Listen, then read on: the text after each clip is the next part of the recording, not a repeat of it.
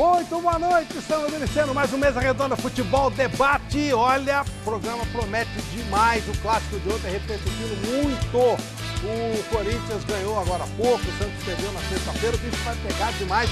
E hoje dois grandes convidados aqui no Mesa Redonda. O técnico líder geral do Campeonato Paulista, Antônio Carlos Zago, do Red Bull, conosco. E o Milton Cruz, técnico de futebol, que é uma história muito grande com o São Paulo. São Paulo que está desabando. Bom, de volta com Mesa Redonda Futebol Debate. Como eu disse, hoje dois convidados muito especiais. Primeiro convidado, ele jogou em todos os times grandes aqui de São Paulo. Jogou na seleção brasileira e hoje é o técnico do time com mais pontos no Campeonato Paulista. Vamos ver. Natural de Presidente Prudente no interior de São Paulo, Antônio Carlos Zago jogou nos 4 grandes clubes paulistas. Foi 2 vezes campeão brasileiro pelo Palmeiras e 1 vez pelo São Paulo, além de campeão da Taça Libertadores da América com o Tricolor. Também levantou o título do Nacional pelo Santos em 2004. Como jogador, vestiu a camisa da seleção brasileira entre os anos de 91 e 2001. O auge da carreira de Zago aconteceu de 98 a 2002, quando defendeu a Roma da Itália e foi campeão do Calcio. Depois de pendurar as chuteiras, foi diretor do Corinthians, treinador do Palmeiras, do Inter, do São Caetano e de outros clubes. Atualmente, Antônio Carlos Zago é o técnico do Red Bull Brasil. Boa noite, Antônio Carlos Zago, carreira espetacular, muita coisa bacana para falar. Parabéns pela classificação nessa primeira fase em primeiro lugar. Obrigado. Ele errou, porque o auge da minha carreira foi desde quando eu comecei até o final. Aê! Foram 20 anos de auge. Eu ganhei tudo, entendeu? Então não pode... Ai, adoro. Mas agradeço, né, o convite. A gente vem passando um momento bom no Red Bull, né? Já conseguimos a classificação, então vamos fazer de tudo agora para ver se a gente continua sonhando em chegar o mais longe possível também. O outro convidado é um jogador consagrado, fez muitos gols quando jovem, foi para o futebol do exterior, voltou e virou o braço direito do São Paulo Futebol Clube em todos os sentidos. Era o cara que orientava as contratações, montava time, assessorava os treinadores até que resolveu seguir carreira solo. Vamos ver a história dele.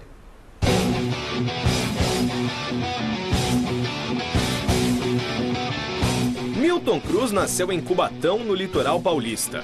Na base, teve passagens pelo Comercial, Santos e Aliança de São Bernardo, além do São Paulo, onde se profissionalizou.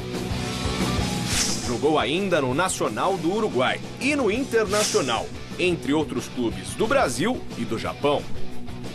Fez parte do elenco medalha de prata nas Olimpíadas de 1984 em Los Angeles. Fora das 4 linhas, trabalhou como auxiliar técnico do São Paulo por quase 22 anos, assumindo o time interinamente em várias oportunidades. Nos últimos anos, treinou Náutico, Figueirense e Sport. Boa noite, Milton Cruz. Prazer em recebê-lo aqui mais uma vez, meu amigo. Boa noite, Flávio. Boa noite a todos. É um prazer estar novamente aqui, podendo participar do programa. Para mim é uma satisfação, né? Uma carreira aí que a gente construiu com muita luta, muito sacrifício e, né, poder encontrar a Miller, Antônio Carlos, Vampeta, né, que, né, hoje a gente estava falando ali fora, né, hoje jogadores como eles, né, difícil hoje no futebol brasileiro. Se a gente for somar os títulos que nós temos hoje aqui, eu acho que dá perto de 50 e estou falando sério, porque acrescenta-se Vampeta, acrescenta-se Miller, Celso Cardoso nas peladas da Várzea e aí, Nossa Senhora. E a Michele, que é uma eterna ganhadora do grupo das mulheres poderosas. Ah, tá. Boa noite, Michele. Empoderadas. Esse é o tema. Boa noite, Michele Janela. Boa noite, Flávio. Boa noite para você que está em casa curtindo Mesa Redonda Futebol Debate. Hoje o programa está muito especial. Você participa com a gente. Você participa como? Através das nossas redes sociais. Pode pôr na tela. Olha só, o nosso Facebook, né? O nosso Twitter, aliás, @MesaRedonda, canal do YouTube, youtube.com/MesaRedonda. Você pode assistir ao vivo o programa de duas maneiras, ou pelo site gazetesportiva.com ou através do aplicativo da TV Gazeta, que você baixa de graça no seu celular e funciona, gente, em qualquer lugar do mundo. É muito bom o nosso aplicativo, só colocar TV Gazeta. E tem mais uma coisa, #MesaRedonda, você coloca lá no Twitter e você vai poder estar, eu vou escolher 2 pessoas para ganhar esses prêmios tão legais. Tem essa camisa do Corinthians feminina, olha que linda que o Basílio mandou pra gente. Ela é tamanho P, tá bom? Pra você, tem que estar saradinha, tá? Tem que estar sem barriguinha, tem que estar bonitinha mesmo pra usar essa camisa do Basílio, lindíssima. Esse é o primeiro prêmio. E o segundo prêmio é a camisa do AD Guarulhos. Essa é GG, tamanho do primo. Então essa aqui é para vocês aí de casa participando através das nossas redes sociais e também através do nosso WhatsApp, canal do torcedor do site gazetesportiva.com, 994791633. 994791633. Manda uma pergunta para os nossos convidados, mostra que você está assistindo o programa e você pode ganhar um desses prêmios. Mas você coloca qual prêmio você quer quando você mandar um WhatsApp pra gente, tá bom? Se é a camisa do AD Guarulhos ou a camisa do Coringão. Muito bom. E a enquete, esqueci, sempre tem alguma coisa que eu esqueço. Não, vamos embora. A enquete, o São Paulo conseguirá a classificação para a próxima fase do Paulistão? Sim ou não? Difícil, é quarta-feira, né, o jogo? Quarta-feira resolve. Será? E aí você vota lá no site gazetesportiva.com, beleza? Se o São Paulo ganhar do São Caetano, ele está classificado. Se empatar, praticamente classificado, mas aí depende do jogo do Oeste. Ele não pode ganhar de 4 gols de diferença do Mirassol. Se perder e o Oeste ganhar, o Oeste classifica. Mas é exatamente essa a situação. Vamos já tocar a vida? Vamos mostrar o jogo do Corinthians, que foi um jogo que aconteceu agora à tarde. O Corinthians conseguiu mais uma vitória. Nosso primeiro tempo. Vamos lá, Corinthians em campo. Antes do jogo, homenagem. Jogadores de Corinthians e Oeste entraram em campo carregando balões pretos com o nome das vítimas da tragédia na escola de Suzano.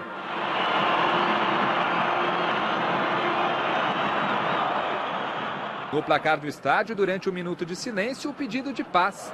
E nas arquibancadas, o bandeirão da campanha Respeita as Minas tomou conta do setor leste da arena, em dia de meia entrada para todas as mulheres presentes. No total, mais de 38 mil torcedores empurrando o timão contra o Oeste. Ainda sem Gustavo, o argentino Mauro Bocelli foi mais uma vez a referência do ataque e buscou o gol de tudo quanto é jeito. De cabeça, de letra e até de bicicleta. Quando a bola não chegou, ele mesmo foi atrás, recuperou, mas parou no goleiro Matheus. A ansiedade de marcar na arena era tanta que o argentino até furou o cruzamento de Wagner Love. O Timão teve também uma chance clara com o Pedrinho nessa sobra de bola dentro da área, mas nada de gol no primeiro tempo. No segundo, Carille colocou o Jadson na vaga de Ralf e o Corinthians foi para cima. Tanto é que não demorou para sair o gol. Após o cruzamento de Pedrinho, Danilo Avelar subiu mais alto que todo mundo para abrir o placar em Itaquera.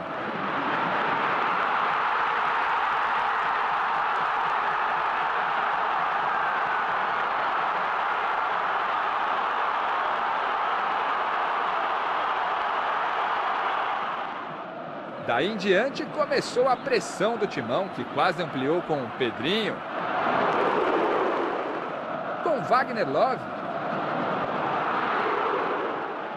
com ele, Mauro Bocelli.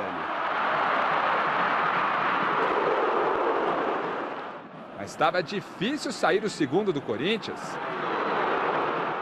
E quem não faz, quase toma. Olha só o Oeste colocando Cássio para trabalhar. Lá na frente, nem o passe açucarado de Love e o bonito toque de Jadson terminou em gol. Trave. E na última do Bocelli no jogo, o argentino mais uma vez passou em branco, mas criou inúmeras chances e segue com moral e cabeça boa. Yo todos los partidos que juego quiero hacer gol. Obviamente que no me ha tocado convertir todavía acá. Pero va a llegar. Jugando como el equipo jugó y de esa manera el gol va a llegar. y sobre todas las cosas que el equipo gane, ¿no? Si el equipo gana, mi felicidad no es completa, obviamente, porque me gustaría hacer el gol, pero me voy tranquilo que la entrega en el campo y las ganas de ayudar al equipo siempre están. Hoje não aconteceu, mas espero que nos outros jogos os atacantes façam gol, porque não é a minha função fazer gol, né? Então, trocaria meu gol para dar gol para o Bozelli, para o Wagner, que são atacantes que dependem de gol. A minha função tem que fazer bem lá atrás para depois na frente. Se tiver alguma opção, oportunidade, eu conseguir. E hoje fui feliz. Final 1-0 Corinthians e classificação confirmada para a próxima fase do Campeonato Paulista. Agora a briga é pela liderança do Grupo C, já que o Timão tem apenas 1 ponto de vantagem em relação à segunda colocada, Ferroviária. Diferentemente do habitual, quem concedeu entrevista coletiva após o jogo não foi o técnico Fábio Carille, e sim o lateral esquerdo Danilo Avelar, que sentou aqui na bancada da sala de entrevista coletiva da Arena de Itaquera e antes de ouvir qualquer pergunta, deu uma notícia triste. Em nome de todos os atletas da nação do Corinthians, a gente vem dar uma notícia não muito legal, que teve uma pessoa chamada Diego, 23 anos, que teve uma parada cardiorrespiratória no jogo de hoje e no caminho para o hospital faleceu. O Corinthians volta a campo nesta quarta-feira contra o Ituano, em jogo válido pela última rodada do estadual.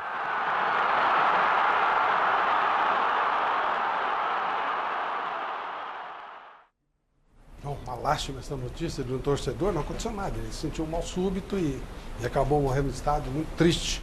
Nosso carinho, nosso respeito, nossas condolências à família.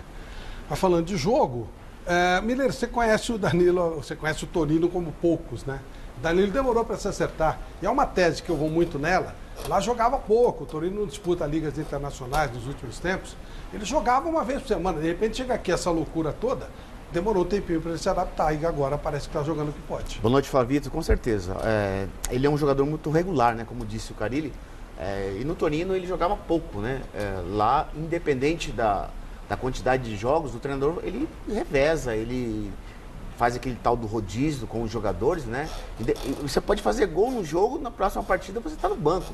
Isso é uma cultura europeia, né? E o Avelar não estava jogando muito, não estava em ritmo de jogo.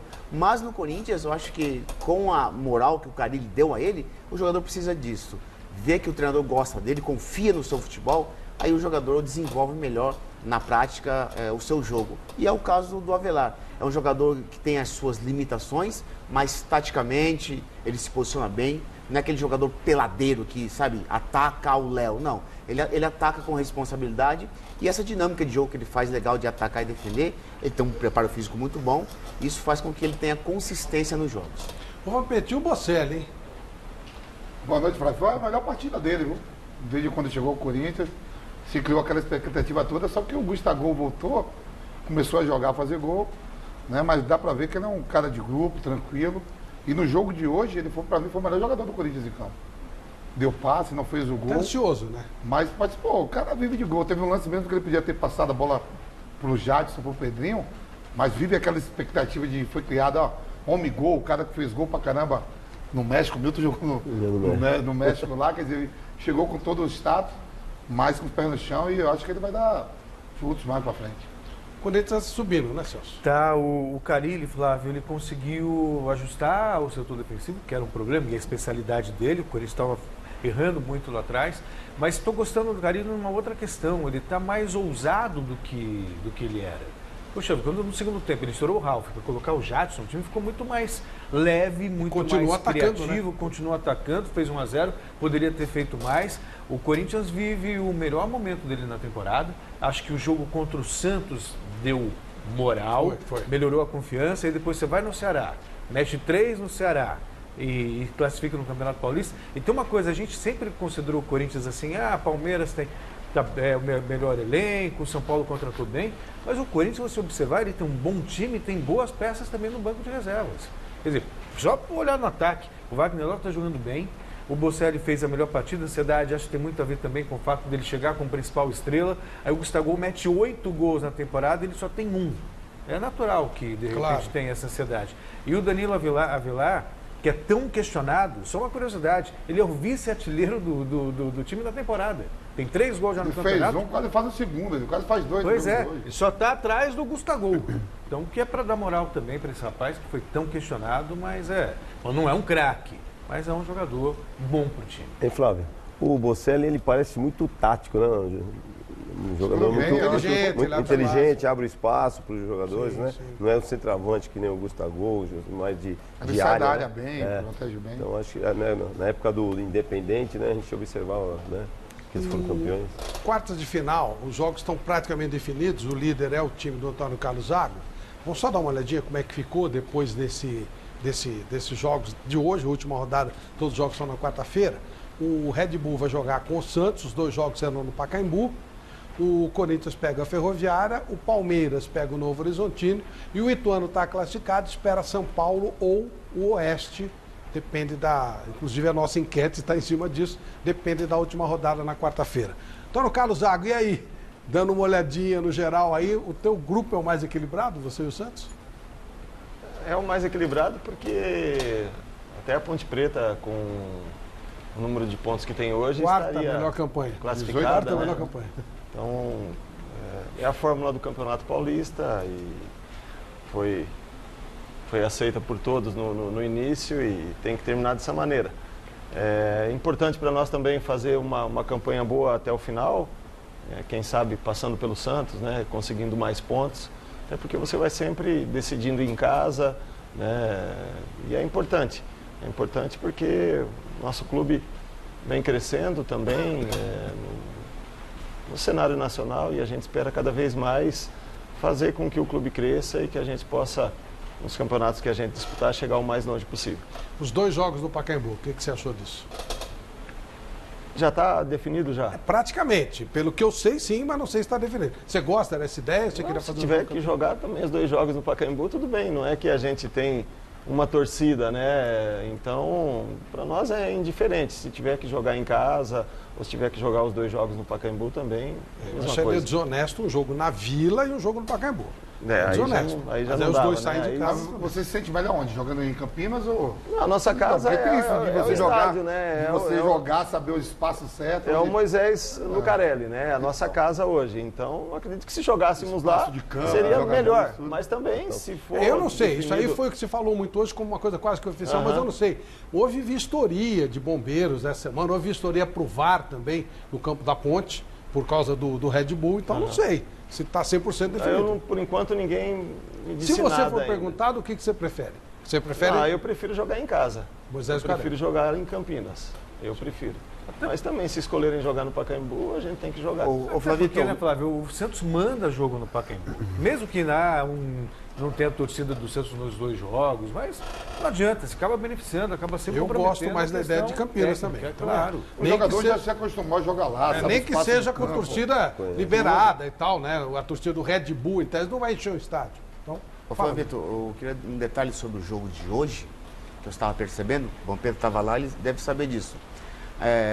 O Carille, o time dele melhorou bastante no segundo tempo, quando ele colocou o Jadson.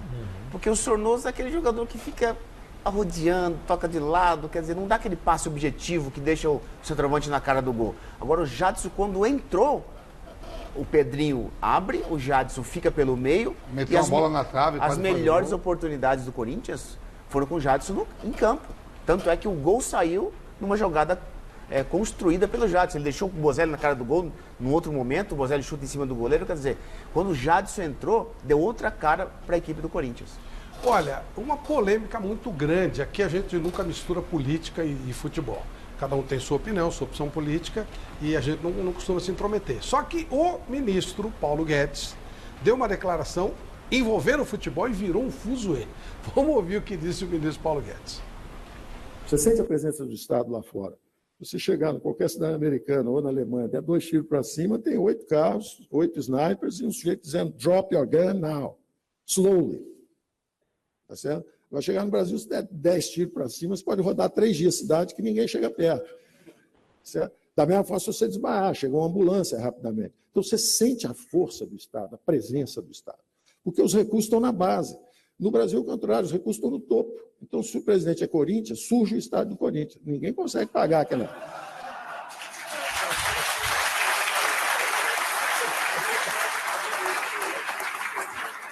E o Corinthians começa a ganhar o Campeonato Brasileiro, porque todo jogo tem um pênalti roubado lá a favor dele. Eu quero saber da economia com ele também, se a economia vai ser igual da Europa, da Alemanha. Não, responde isso aí. Eu quero ver também se a economia, lá no topo, né? Eu quero ver se a economia do Brasil vai ficar igual da Alemanha, igual da Inglaterra. Mas ele falou do pênalti. Ele falou do pênalti. Não, pênalti tudo. De vez em quando tem uns pênaltis pra nós, mas não. Hoje o jogador. Você gosta, né, Vampeta? Hoje o jogador adversário puxou a camisa do Henrique e o árbitro não deu pênalti pro Corinthians. Caiu lá, é pênalti mesmo, meu. Geralmente sim. Não dá. Tem certas coisas que não dá pra contestar. Você pode até não gostar do homem, ou gostar, entendeu? Mas tem coisas que, né? Você concordou então com essa declaração? Não falo como é que é. Tá bom, Flávio. Eu vou falar pro ministro aí, eu vou pagar meus impostos certinho.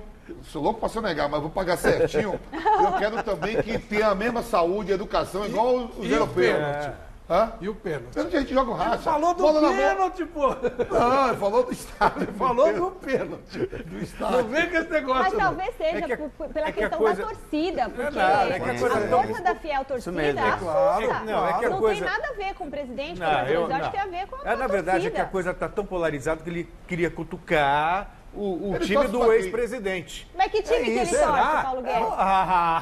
Mas ele torce pra que time? Qual é o time do Paulo Guedes? Alguém sabe? Eu vou dar um Google aqui. Mas do Bolsonaro é o Palmeiras. Você não foi lá até entregar a taça? Não, tudo bem, mas aí ele era. E qual era o presidente do Lula? Corinthians, quer dizer, então essa polaridade está tão grande porque... Quer dizer, você está querendo dizer que não caiu Itaquera não é pênalti. Pergunta para o Tem vários exemplos também de pênaltis que aconteceram e não foram marcados por Pergunta para o Antônio Carlos se é. Não sei. Você lembra a fita do Inter? Eles levaram um saco de fita lá.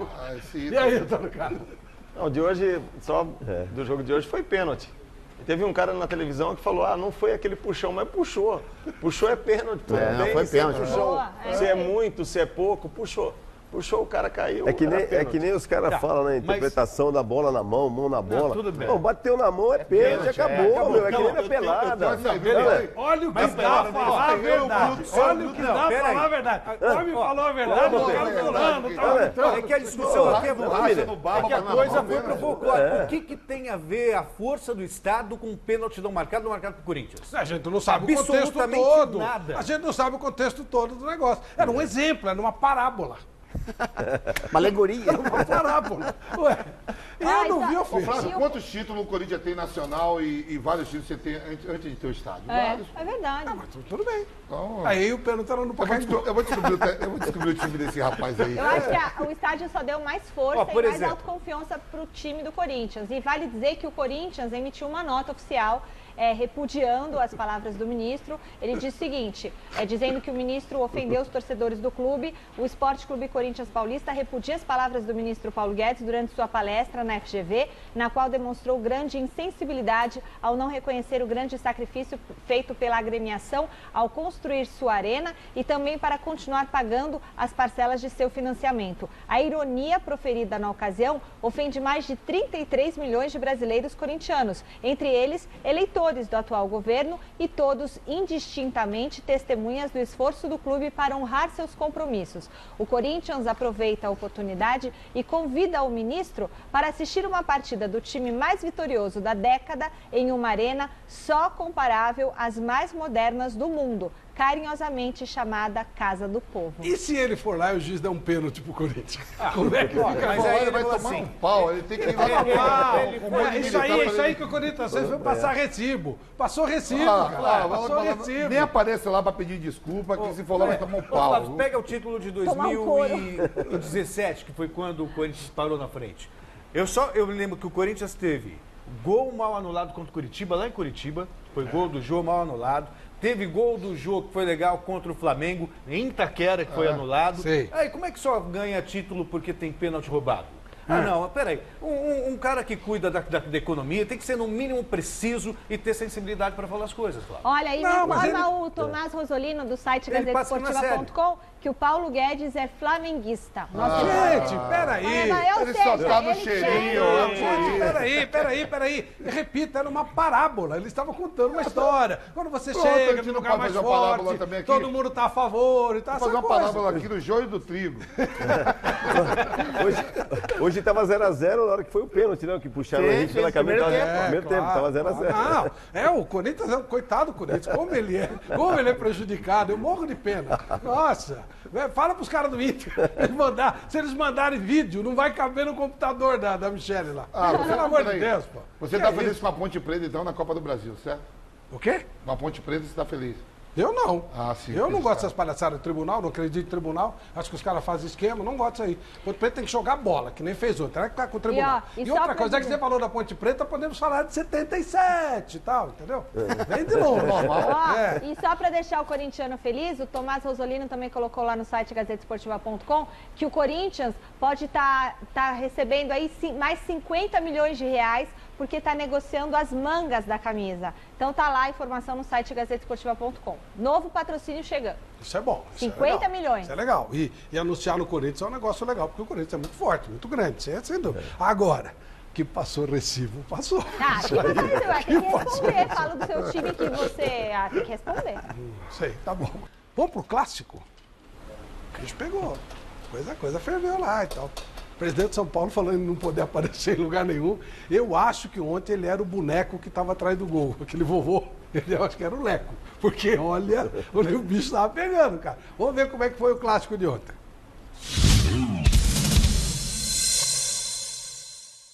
Hora do show, é hora de São Paulo e Palmeiras. 11ª rodada do Campeonato Paulista, clássico aqui no Pacaembu. Autorizou o Thiago Duarte Peixoto, vem Hernanes de perna esquerda, o Everton. Aí o passe ficou ruim, na dividida melhor pro Reinaldo, que sai por dentro. Reinaldo inverte o jogo no garoto Antony. Matou no peito, vai passar no fundo o Igor. Cruzamento na área, o desvio do Pablo Carneiro, o Everton! O Everton espetacular! Mas já está marcado o toque de mão do Pablo. O Pablo meteu a mão na bola. Fato é que o Everton fez uma defesa absurda no lance do Carneiro, que já não valia, é verdade. Saiu bem pelo meio Igor Vinícius. Hudson recuou no Anderson Martins. Aí o passe foi ruim. Felipe Melo, Carlos Eduardo deixou passar. Ela chegou no Dudu. Na área o Carlos Eduardo bateu, Dudu pra fora. Carlos Eduardo dominou pra cima na marcação. Deixou o Arboleda no chão. Carlos Eduardo invadiu a área. Pode bater no gol. Travado. Felipe Melo abre no Gustavo Scarpa, de peito ele traz por dentro, Gustavo Scarpa vai passando o Ricardo Goulart, a bola é pra ele, Goulart dominou dentro da área, pra fora! Thiago Volpe espetacular junto com Arboleda para evitar o gol do Palmeiras. Abertura pra Scarpa, Goulart tá na área, Scarpa passou no fundo, Mike, veio o cruzamento, Carlos Eduardo jogou pro meio, a bola passa à frente do gol. Vitor, Carlos Eduardo.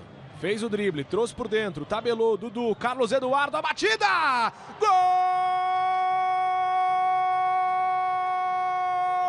do Palmeiras! O nome dele é... Carlos Eduardo faz 1-0 para o Verdão! Um golaço do Palmeiras! 3 de acréscimos, Everton Felipe, o cruzamento, saiu o Everton, ficou com ela. O Arboleda foi para a área, Volpe. Manda a bola pro ataque. Último lance do São Paulo, Felipe Melo subiu, tirou e apita o árbitro, final de jogo. Vitória do Palmeiras, 1-0, gol de Carlos Eduardo e vaias, muitas vaias e protesto da torcida do São Paulo. A gente viu o Palmeiras equilibrando a partida e acabou fazendo um gol num lance de extrema felicidade do Carlos Eduardo, um chute de fora da área, o que Sinceramente, eu acho que o São Paulo não merecia perder a partida, né? Embora a gente reconheça o poderio do adversário, as peças que eles têm em termos técnicos diferenciadas, a gente sabe disso daí, então nós não estávamos enfrentando uma equipe que não queria jogar. O Palmeiras não jogou no primeiro tempo porque foi marcado de perto, porque o São Paulo teve uma postura digna de uma equipe que queria vencer a partida. A partir do momento em que afrouxou um pouquinho a marcação, fruto do desgaste do jogo, aí essa equipe veio e acabou fazendo o gol da vitória. Esse resultado justo não existe no futebol. Quem aproveita melhor as oportunidades, ou uma ou duas, ou faz o gol, vence e pronto. Pode ter uma equipe com 70% de posse de bola, mas não ter a qualidade de chegar à frente do gol com a outra equipe que tem 20% e chegou uma vez e soube fazer o gol.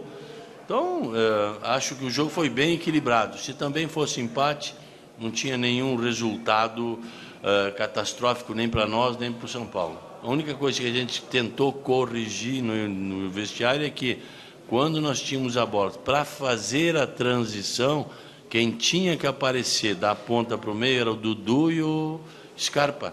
Porque com isso eles teriam a bola para trabalhar e teriam um espaço para o chute ou para o passe. Coisa que no primeiro tempo não estávamos conseguindo, porque a nossa saída era muito mais lenta. E aí, no segundo tempo, com a velocidade, quando alguém puxa a velocidade, abre um clarão para que a gente possa também trabalhar a bola. E foi isso que aconteceu. E eles começaram a chutar um pouco mais, e desse trabalho de bola, o caso de Eduardo foi feliz no chute final. Sobre a troca do intervalo, a gente está acostumado a ver os seus times jogando com esse homem mais de referência. A sua intenção na alteração era trazer essa mudança tática pelo que foi o primeiro tempo? Ou você estava insatisfeito com o que o Borja fez, não tinha outro centroavante para colocar e acabou colocando o Carlos? Sim, é isso. E é o que tu concluíste. Ele não quis esculhambar o Borja, mas ele concordou. Né? O Borja ontem parecia que estava jogando com delay, um negócio impressionante. Mas, Flávio, não adianta, o centroavante que não sabe fazer o chamado 1-2, ou seja, que não tem técnica, entendeu? Ele vai sair da área, na gira da bola, vai passar fome. O gol não vem atrás dele. O Borja, pode ver, as bolas que ele perdeu, a gente viu nos lances aí, ele estava perto do meio campo. Não é o habitat dele. Ali ele vai... Ele é um cara de fazer gol. Né? Ele vai sofrer ali. Ele é um cara de receber a bola naqueles 10 metros perto da área ali e fechar o olho e chutar. Aí ele vai bem. Agora, quando ele não recebe bola, ele acha que ele está jogando mal. Isso é um erro de muitos atacantes. Aí ele volta para querer jogar, fazer 1-2. Aí ele vai passar vergonha. Antônio Carlos, você foi um zagueiro espetacular. É mais difícil marcar o cara que vem de trás, o cara que fica parado. Como é que é isso? E a questão do Borja é como ele jogava no Atlético Nacional, né? Ele jogava lá, os caras criavam para ele as oportunidades, tanto é que fez, né? Foi artilheiro da Libertadores, tudo. Eu achava mais difícil jogar contra os jogadores que se movimentavam mais, entendeu? Se você tem a referência ali, eu acho que fica mais fácil, né? Do posicionamento, você tem sempre o adversário mais perto. É lógico que sempre quando é um jogador de referência, são jogadores que procuram, que tem um bom cabeceio também, então muitas bolas na área, mas o cara que se mexe, o cara que volta para buscar o jogo, eu acho que incomoda muito mais. Você gosta como mais, Milton? Você que foi um grande atacante. Lógico que como eu joguei de meia, né, muito tempo, e jogar de centroavante, né, eu também tinha, né, que nem o Mili falou, né, eu tinha uma facilidade para jogar também, não era um cabeçudo dentro da área, sabia fazer gol, né?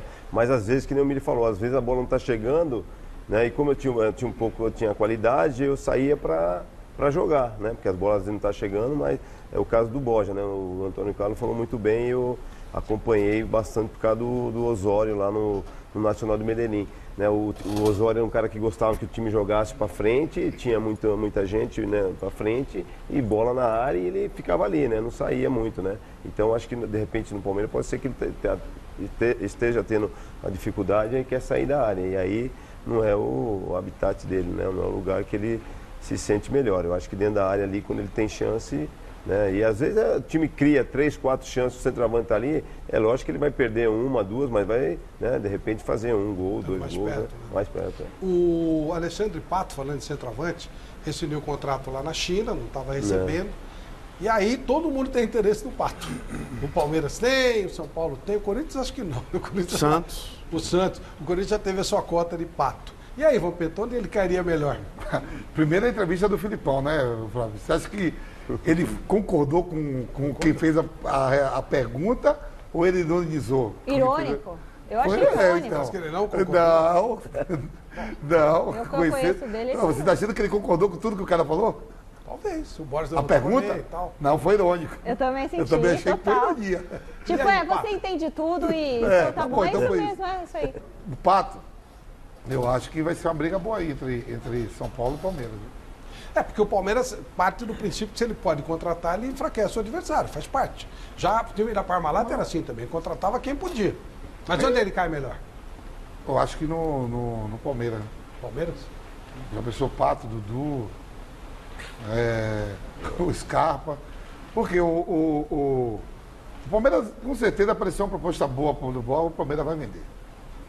Não vendeu o Davis porque o Filipão não quis. O Filipão quis ficar com ele no plantel. E o Pato, por mais que pareça que não, mas ele faz gol. Se você pegar quantos gols ele fez na China, ele tá. Faz gol pra caramba. Ele tá fazendo gol pra fez caramba. 25 gols no São Paulo. 26 gols, um monte de gols. Eu acho O que Corinthians ele foi vice-artilheiro, apesar de ter saído pelo que, como o Palmeiras já tem, é um clube mais acertado, já tem uma forma de jogar, já vem no melhor momento. Por mais que ele tenha passado muito bem no São Paulo, né? Ele foi muito bem no São Paulo, mas o Palmeiras está hoje mais organizado. Para você, Miller, onde ele cairia melhor? Como o Vampeta disse, né? No Palmeiras, né? Que é um time ajeitado, no Santos, que é um time ajeitado.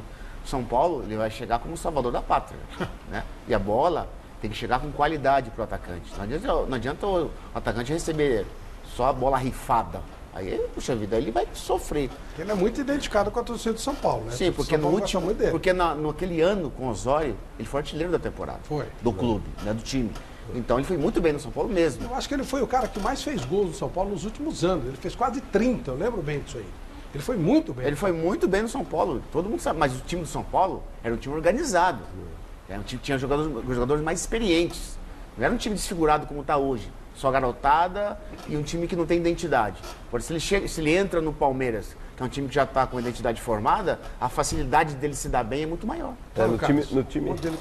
No time do São Paulo, tinha o Ganso, tinha Kaká, Michel Bastos, né? Então tinha Kardec, Luiz Fabiano. O Fluminense está ganhando o Botafogo 1x0, o gol do Ganso. Não sei como é que acabou. Terminou 1x1.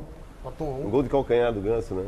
O Ganso joga muito. E aí, Antônio Carlos, onde ele cairia melhor? Eu concordo com o Vampeta e o Miller no Palmeiras, porque o Palmeiras já é um time, né, bem mais organizado, com jogadores que vão fazer com que essa bola chegue redondinha para ele. Ele é um cara que gol ele sabe fazer. Né? O Ricardo Goulart, Dudu, Scarpa, Lucas Lima, são jogadores que vai alimentar bem o Pato. Caramba, que susto! Não se preocupe, não é incêndio, não é nada.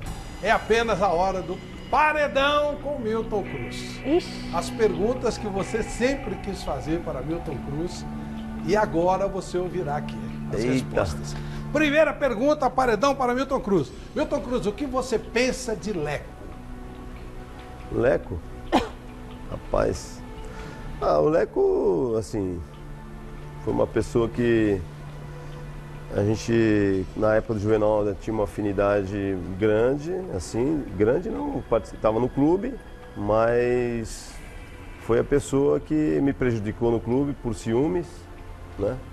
Por eu ter uma amizade muito grande com o Abílio Diniz.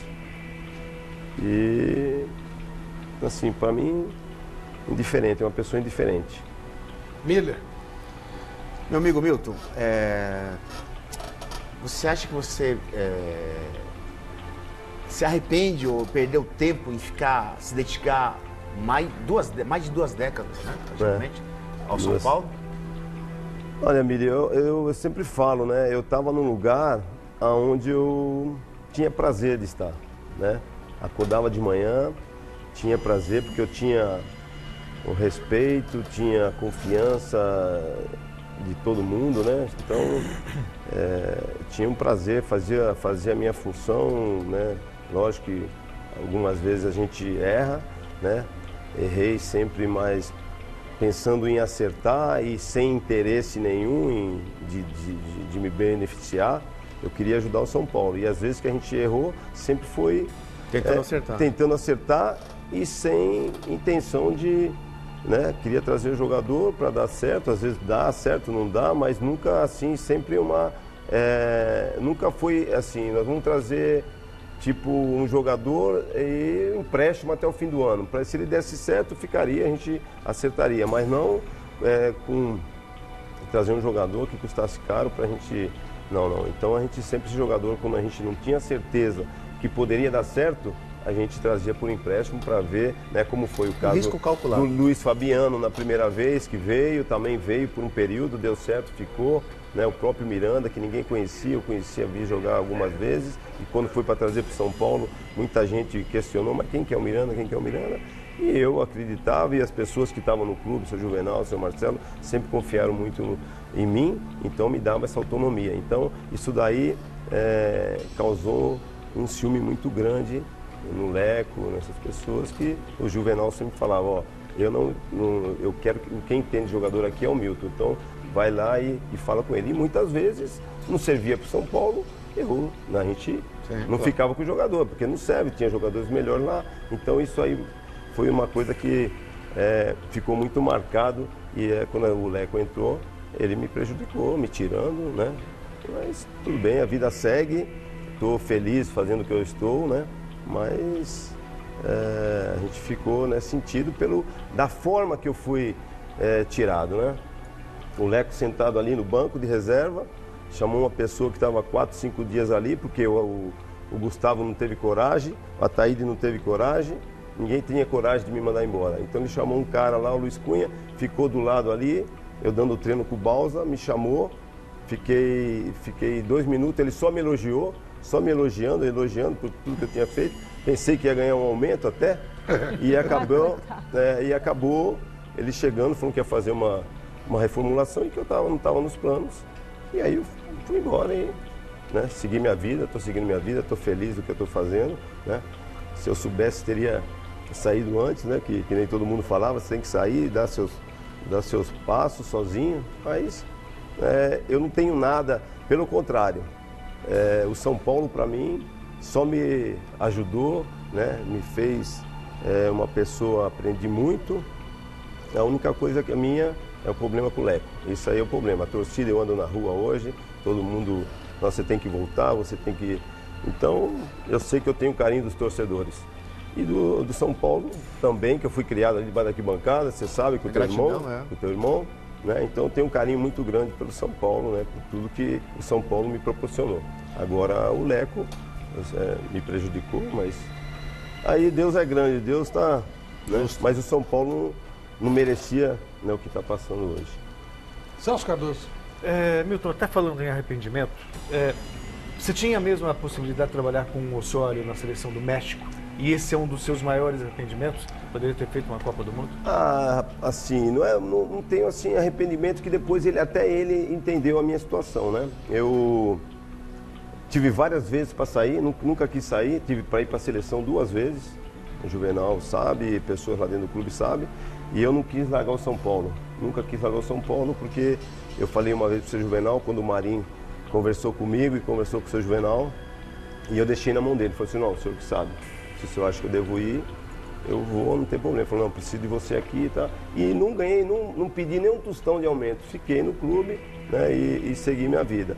Agora, tive o convite de vários treinadores que trabalharam comigo, né, para sair junto, e não quis sair porque eu sabia que eu era importante para o clube, não ia largar o São Paulo na mão, né, em situação nenhuma. Eu sempre falei, só vou sair de São Paulo no dia que me mandarem embora, porque eu era muito feliz no São Paulo, né, estava perto da minha casa, vendo meus filhos ser criados, né? Eu tinha um reconhecimento dentro do clube, do torcedor, não só do torcedor de São Paulo, como do Palmeiras, do Corinthians, do Santos. Todo mundo queria ter um funcionário como eu, a função que eu fazia. E o Osório, sim, me convidou para ir, mas eu falei, Osório, estou 23 anos no clube, eu não posso abandonar o São Paulo agora, né? Então agradeci e pô, até hoje a gente é amigo, se falamos. Então... Vampeta. Você aceitaria trabalhar de novo no São Paulo, Neto? Vampeta, eu lógico que, né, não fechei as portas acho que do São Paulo estão abertas para mim, né, porque eu não saí brigado com ninguém, o único problema que eu já falei é o presidente que está lá hoje, mas o restante eu tenho grandes amigos lá, pessoas que, né, meus padrinhos de casamento, que foram doutor Henri Aidar, doutor Dalora, né, pessoas que, né, e eu tenho um carinho muito grande pelo clube. Então, lógico que se houvesse um convite, não deixaria, sem problema nenhum. Michele Janela. Milton, o Leco tentou derrubar o Muricy quando era diretor de futebol do São Paulo? Sempre que a gente perdia a Libertadores, sempre tinha pressões, né, em cima do treinador, não só do Muricy, depois do Ricardo Gomes, do próprio Paulo Tuori, né? O São Paulo, a torcida sempre cobra muito o título da Libertadores, né? Então havia muita pressão, sim, em cima dos treinadores que estavam no momento depois de saída da Libertadores, né? Mas o Juvenal sempre foi muito firme, né? E bancava o Muricy ou outro treinador, e nós somos, né, depois que nós saímos da Libertadores, por 3 vezes nós fomos campeões brasileiros, né? Então, pelo pulso firme que o Juvenal tinha, pela autoridade, né, pelo comando que ele tinha dentro do clube. Então, assim, se fez, não fez na minha frente, porque se fizesse na minha frente, eu amigo do Muricy, né, comentaria. Na minha frente não foi feito. Muito bom! Muito Sofrido, né? Parou até para tomar água. Passou no técnico. Deixar de calça justa aqui, Zago, não olha desse jeito pra gente aqui, ó. Olha o Antônio Carlos Zago. O Antônio Carlos Zago? O Antônio Carlos Zago tem grandes amigos no futebol. É verdade. E um deles mandou um recadinho pro Antônio Carlos Zago. Quem é? Vamos ver quem foi. Vamos lá. Estamos ajeitando. Vamos lá. Fala, amigo do Zago. Ele foi muito precipitado aqui. O Antônio Carlos Zago tá tenso agora. Vamos lá. Flávio, um abraço aos amigos aí do Mesa. E em especial ao Antônio Carlos, um grande amigo aí que a bola me deu. E obrigado também pelo período de estágio lá no Red Bull. Fiquei 3 semanas lá no Red Bull aprendendo bastante com o Antônio. Parabenizá-lo também pela grande campanha aí no Campeonato Paulista. Ô Flavião, fala pro Antônio aí do vinho, pô, do tempero lá que o Clebão fez no vinho dele, numa excursão que nós fizemos lá pra Geórgia. E aí os maiores detalhes ele conta pra vocês aí depois, valeu? Tô na telinha aqui acompanhando, forte abraço, irmão, valeu, bom programa. Olha, eu faço stand-up com o Vampeta, com o Bruno Prado, meu filho, e com o Sérgio. Ele diz que você... Não, eu não sei contar como eles. Isso é que é difícil. Mas o que aconteceu? Eu sou um bom contador de história. O que aconteceu? Nós fizemos uma excursão para a Rússia e nós íamos ficamos lá 20 dias. E aí nós passamos no free shop e a gente comprou um vinho para levar, né? A gente e você, né? Porque eles... eu comprei um vinho para levar. E aí eu acho que foi umas 8 garrafas, coloquei 2 na bolsa de um, na bolsa de outro. E aí nós chegamos lá, não sei se foi uns 4 dias depois de um jogo, a gente voltou pro hotel, aí eu falei... a gente ficava em 4 no quarto. Ficava eu, o Kleber, o Sampaio e o Gato, Fernandes, né? E aí eu falei, cara... Abre o vinho aí, depois de um jogo, né? Abre o vinho que eu vou lá no restaurante, tinha um queijinho, um salaminho lá. A história tá batendo. Aí eu entrei no quarto, trouxe, né, tudo, coloquei em cima da mesa assim e entrei no banheiro. A hora que eu entro no banheiro, eu escuto plim, plim, plim, plim, plim, plim. O que esses caras estão fazendo? Aí a hora que eu abri a porta que eu saí, tá o Kleber com uma colher mexendo. Botou assim uma jarra. Não! Tava mexendo assim, eu falei, o que você tá fazendo, cara? Ele falou, pô, a gente abriu o vinho, tava meio amargo, colocamos um pouco de açúcar pra adoçar o vinho. Pô. E aí? Parece que não ficou muito feliz, não. Nossa senhora. Banho de mascate. Ele não sabe mesmo. Eu achei que era sacanagem, mas eles falaram que você colocou pra cima. Flávio, o Sampaio... Virou que suco. O Sampaio ainda meteu gelo. O Sampaio falou, o gelo foi eu que botei, o açúcar foi ele. E os pedacinhos de maçã, acho. Ia fazer um sangria. Meu Deus do céu. E o Sampaio passou lá agora também, ficou com a gente lá no Red Bull, né? Levou um vinhozinho? Nós é que aprendemos com ele, né? Não, vou fazer uma pergunta para o Antônio Carlos. E essa semana faleceu o pai dele também. Foi. Verdade. Nosso abraço. Eu queria dizer o Flávio, a gente que vê muito campeonato europeu, né? Você adora o Guardiola, não é o City, né? É o Guardiola, já gosta do Liverpool com o Klopp. A volta do Ranieri para Roma não dá assim. Você acha que não poderia ter uma oportunidade de ir um dia, você que fez tanto sucesso na Roma? Eu gosto do Klopp também. Para mim é o melhor treinador que tem na Europa hoje. Opa, já é uma chance que a gente vai atropelar o Guardiola. Estou praticamente começando agora, né? É lógico que é difícil, todo mundo sabe que é difícil você entrar no mercado europeu, Espanha, Itália, França, né? Se você pegar aí treinadores que trabalharam nesses países, o Ricardo Gomes, o Leonardo, que já estava lá na Itália, né? O Vanderlei, que tinha ido para o Real Madrid em 2005. E o Filipão, mas assim, bateu e voltou. Paulo Torre, né?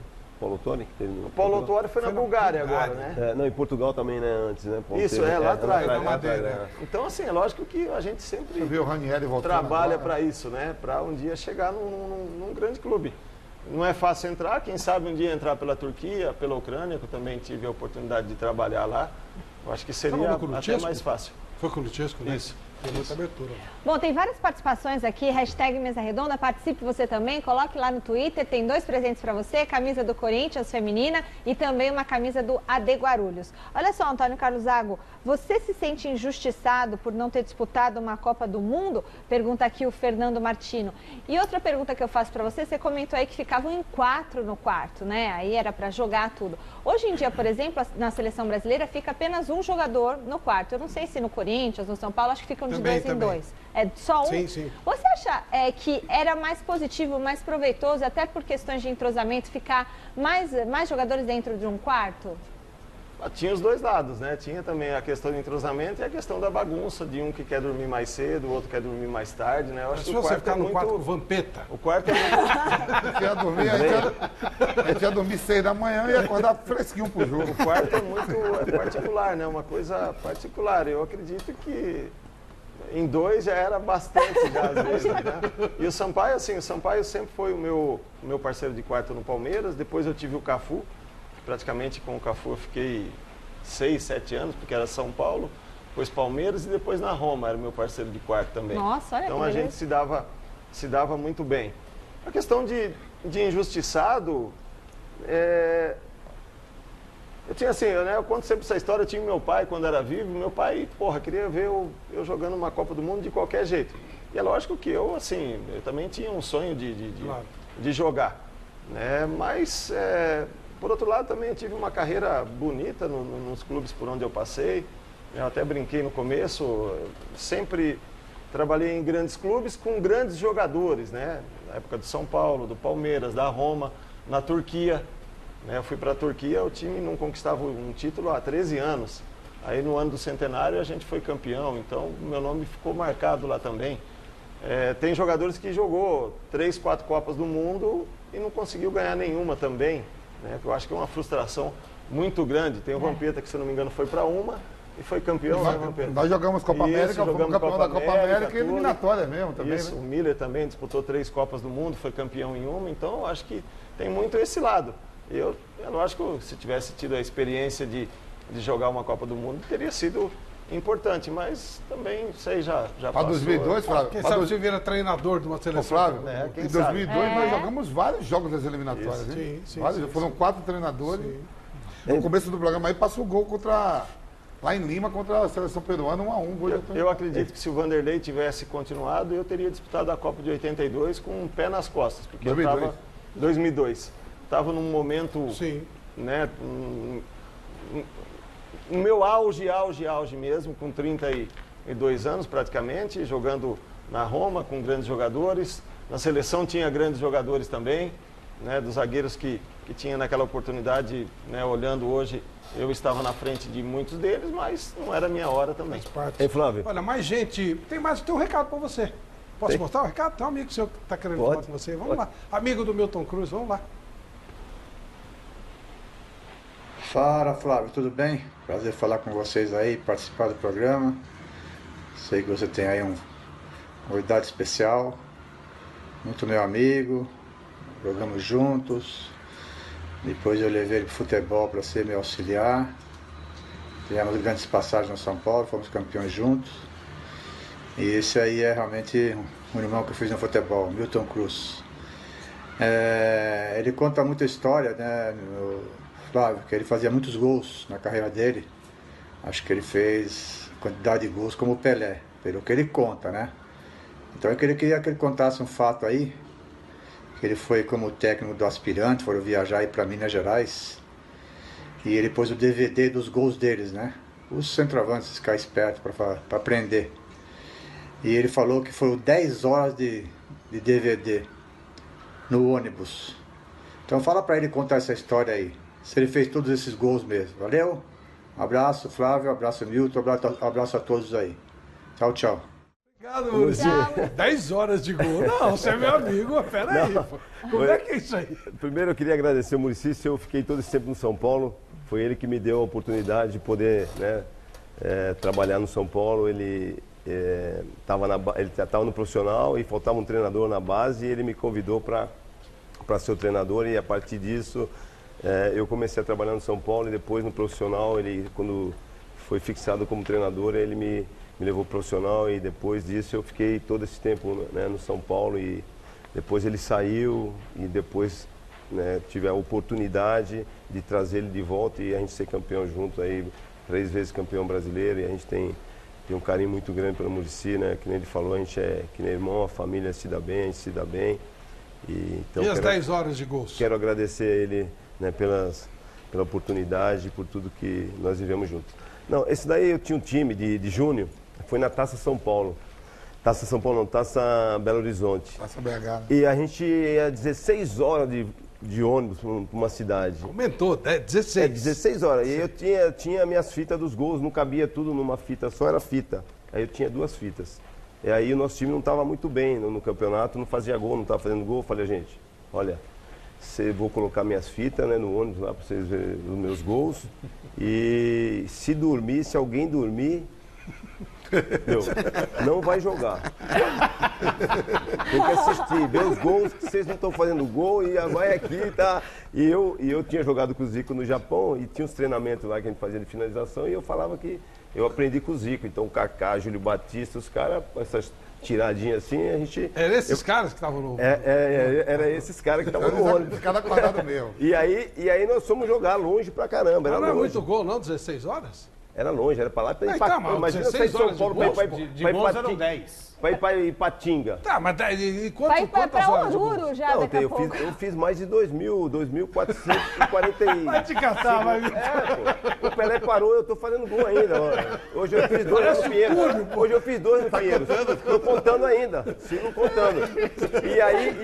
E aí eu falei pros caras, ó, se dormir não vai jogar. E aí nós fomos indo fomos pra semifinal. Final contra o Cruzeiro. E aí eu falei pros caras, ó, se a gente não for campeão, vai voltar assistindo os gols. Os caras foram campeões? Foram campeões? Campeão. E aí eu falei com o diretor, ó, se não for campeão, aí a gente volta de ônibus. Se for campeão, você freta um voo aí pra nós vamos de avião. E deu tudo certo. E deu tudo certo. Os caras, faziam cada gol que era brincadeira. Lógico. Não, e aí, Flávio, nesse teve um jogo nós e Cruzeiro, né? Teve nós e Cruzeiro, tinha um goleiro no banco e um centroavante que era o Marcão, acho que o Milho deveria conhecer depois. Era um centroavante, ele era meio... E fazia gol pra caramba, sabia fazer gol. E no jogo, faltava 10 minutos pra acabar o jogo. E esse goleirinho, ele pegava pênalti pra caramba. Tinha o Márcio, que jogou aí, né? O Márcio, o goleiro. E o menino era reserva. E vamos jogar contra o Cruzeiro, vamos, disputa dos pênaltis. Tava empatado e vamos pros pênaltis. Aí, 10 minutos de jogo, eu falei, ó, aquece o goleiro e aquece o Marcão vai bater pênalti e você vai pegar os pênaltis. Meu, e os caras, goleiro aquecendo naquela época, o que o cara fez aí na Copa do Mundo, aqui, eu já tinha feito há muito tempo. Eu acho que o cara, E ganharam. eu já tinha feito. E ganhamos, e o goleirinho pegou 2 pênaltis e fomos classificados. O Van Gaal fez na Copa de 2014. Nós estamos falando de São Paulo aqui, né? Quando vem Antônio Carlos, quando vem Milton, Miller, a gente lembra de São Paulo, mas na verdade é que São Paulo está numa situação terrível. Vamos voltar um pouquinho para o dia de hoje, que é o momento do São Paulo de arrebentar. Vamos ver. Ixi, mano. A jogada foi linda. Tabela entre Dudu e Carlos Eduardo, que soltou a bomba para marcar um golaço. Festa do Palmeiras para desespero do São Paulo. O jejum do tricolor contra o Verdão chega a 10 anos no Campeonato Paulista. Nesse período foram 7 vitórias alviverdes e apenas 3 empates. Pior, pelo estadual, o São Paulo não faz um gol no Verdão há 7 anos. E olha que o tricolor teve até um certo domínio no primeiro tempo, com boas jogadas de Hernanes e do garoto Antony. Mas no segundo tempo, o time nada criou. O São Paulo foi muito bem no primeiro tempo, marcou de perto, não deu espaços ao Palmeiras. Na segunda etapa, a partir do momento em que voltou, o Palmeiras volta com uma substituição, e isso deu um pouquinho mais de mobilidade ao ataque do Palmeiras. Eles passaram a incomodar já no começo do segundo tempo, mas o jogo foi equilibrado até a saída do Hernanes. Hernanes saiu de campo quando faltavam 20 minutos para o fim do jogo. E pior, as dores na coxa esquerda devem fazer o camisa 15 ficar de fora da última rodada. Aparentemente é alguma coisa muscular. Não sei se uma lesão, se um estiramento ou apenas uma dor forte no local. Mas acho difícil que o Hernanes esteja em campo na quarta-feira. E olha que não faltou apoio da torcida, que só se voltou contra o time depois do gol do Palmeiras. Os protestos acabaram em vaia ao final da partida. Vitória do Palmeiras, 1-0, gol de Carlos Eduardo e vaias, muitas vaias e protesto da torcida do São Paulo. A torcida está no direito dela, a gente tem que entender, porque o São Paulo é inadmissível você jogar diante de Santos, de Corinthians e de Palmeiras e perder os 3 clássicos. A situação só não está pior porque o São Paulo contou com a ajuda do Corinthians, que venceu o Oeste. Agora, o tricolor só depende de suas forças para se classificar. Basta uma vitória na última rodada fora de casa contra o São Caetano, adversário que luta contra o rebaixamento no Paulistão. Eu vejo evolução na equipe, mas vejo algumas coisas que não me agradam, que ainda é um time que patina em algumas coisas que já deveria ter uma melhora significativa. Não é só a classificação para a segunda fase do Paulista que está em jogo. O que será o São Paulo no resto do ano? Até agora, o desempenho é muito ruim. Em 15 jogos, foram 8 derrotas e apenas 4 vitórias. Quando a gente vê esses números, a gente se choca, né? A gente tem que tentar reduzir o máximo esse tempo, fazer com que o nosso dia a dia seja sadio o suficiente para que as vitórias possam voltar. Na quarta-feira a gente tem um jogo lá em São Caetano, diante de uma equipe que também briga contra o rebaixamento. Então é mais um jogo onde a gente tem que provar não só que somos capazes e queremos chegar à segunda fase do campeonato, às quartas de final, como também mostrar um pouquinho de evolução. Miller, a torcida ontem xingava muito o Leco. E com toda razão, claro. Não dá para discutir. Mas é só o Leco?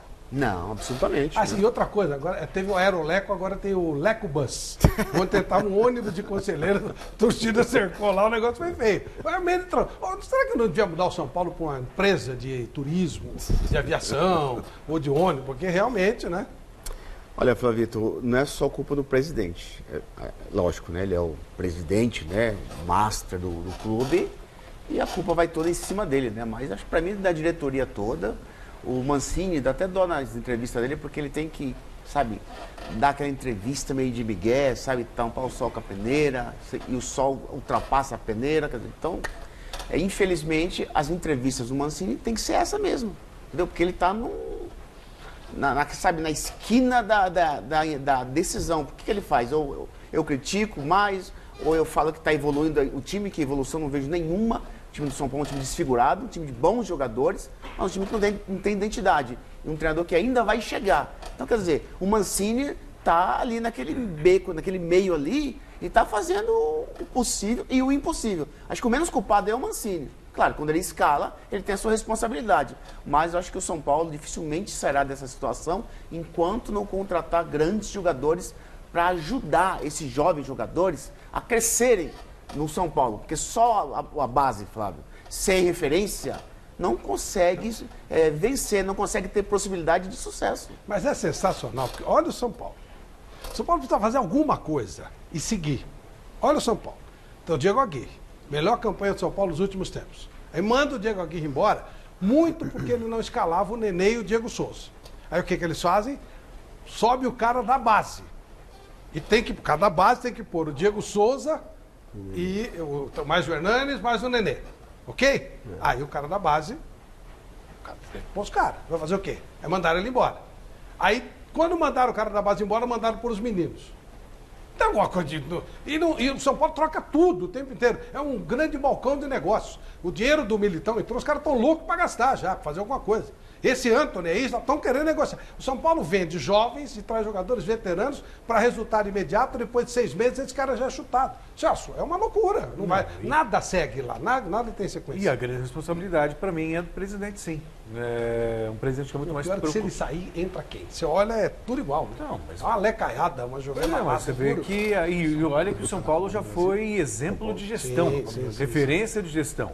Quando você tem um presidente que manda um técnico embora, que foi líder do campeonato por um bom tempo, coloca um novato, aí depois manda um novato para contratar outro que vai assumir daqui 2 meses, é óbvio que o São Paulo vai ficar nessa bagunça. O jogador olha assim, tá tudo bem, o técnico é o Mancini, não vai ser o Mancini, vai ser outro, que vai mudar tudo. Quer dizer, então, o estado do São Paulo, ele se deve justamente por uma incompetência do seu presidente. Que é quem contratou, mandou aqui, quem fez pressão para mandar embora aqui, quem fez pressão para mandar embora da direção, e aí ele vai contratando pessoas para servir de escudo para ele. Que cada um que ele traz novo, ele se esconde atrás desse novato esperando que dê alguma coisa. Não vai dar certo. E quando você toma decisões no desespero, o time fica desesperado mesmo. Claro. Exatamente. Aí nada segue. Se o São Paulo quer time novo, quer time velho. Não segue porque não quer filosofia. Flávio, se eu sou o presidente, sabe o que eu faria? Eu chegava na imprensa e dizia assim, olha, o Paulistão vai ser um laboratório. Vou colocar o moleque da base e que se dane. A gente vai preparar a molecada da base para o Campeonato Brasileiro. Aí seria uma coisa legal, porque está assumindo um risco, mas um risco com os pratas da casa, que tem que ser valorizado. Não, o que pode acontecer nesse dilema, tira um, coloca outro. Não, é terrível. Gente, olha só a situação. A torcida de São Paulo está tão desesperada que ontem aconteceu uma cena, Michele, eu preciso da sua ajuda. Do seu charme, você recebe as mensagens. É o seguinte, olha a cena que aconteceu ontem, e eu não sei que leitura vocês vão ter, mas eu vou dar a minha leitura aqui. Olha só, gol do Palmeiras, e aí... Parece que um garotinho, uma criança, comemorou. Era jogo só da torcida de São Paulo. Aí o rapaz lá embaixo fica maluco. Vamos tentar ouvir.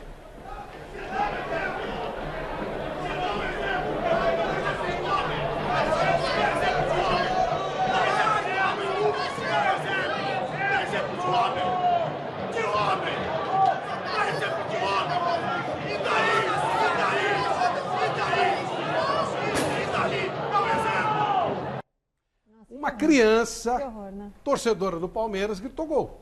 E aí virou esse fuzuê. Ficavam bravos com a criança. Olha o desespero. Eu vou propor uma coisa aqui que não é muito normal, porque eu não sou dos caras mais refinados.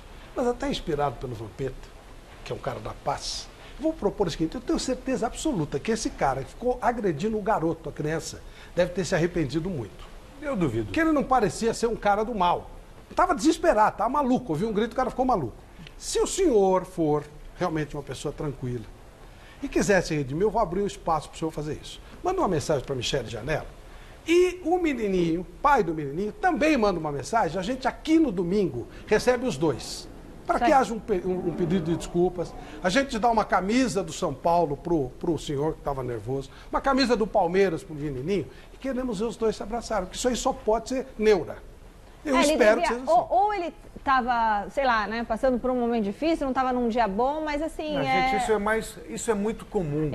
O Flávio pediu para entrar em contato, então eu vou pedir para entrar em contato pelo meu e-mail, porque pelas redes sociais são muitas mensagens. Então é michele, com 2 L's e @tvgazeta.com.br. Se você também conhecer a pessoa, for amigo, for parente, ou ele se arrependeu, quer falar aqui no Mesa Redonda, vem aqui, vamos trazer o outro pai do garotinho, fazer as pazes, claro. E vamos trocar a camisa, vamos fazer uma coisa legal. Eu acho que seria um momento bacana e é o que a gente espera. Eu não acredito, porque o cara para torcer pro São Paulo hoje é duro. É duro. Olha que é um horror. O pessoal quer ver de novo uma das coisas mais difíceis que existe o cara torcer pro São Paulo. Não, isso é uma cultura apodrecida. Será? Claro que é. Eu duvido que ele vai ter coragem. Eu também não gosto disso. Se eu sou o pai do menino, desculpa, se eu sou o pai do menino, eu não venho. Eu não venho, porque eu tinha pedra de pau lá no Pacaembu já, porque não se faz, não existe isso aí. Não existe mesmo. Não existe. Agora, eu espero, isso aqui é uma oportunidade para essa pessoa que fez isso com um erro gravíssimo, tá de brincadeira. Que ele possa se redimir.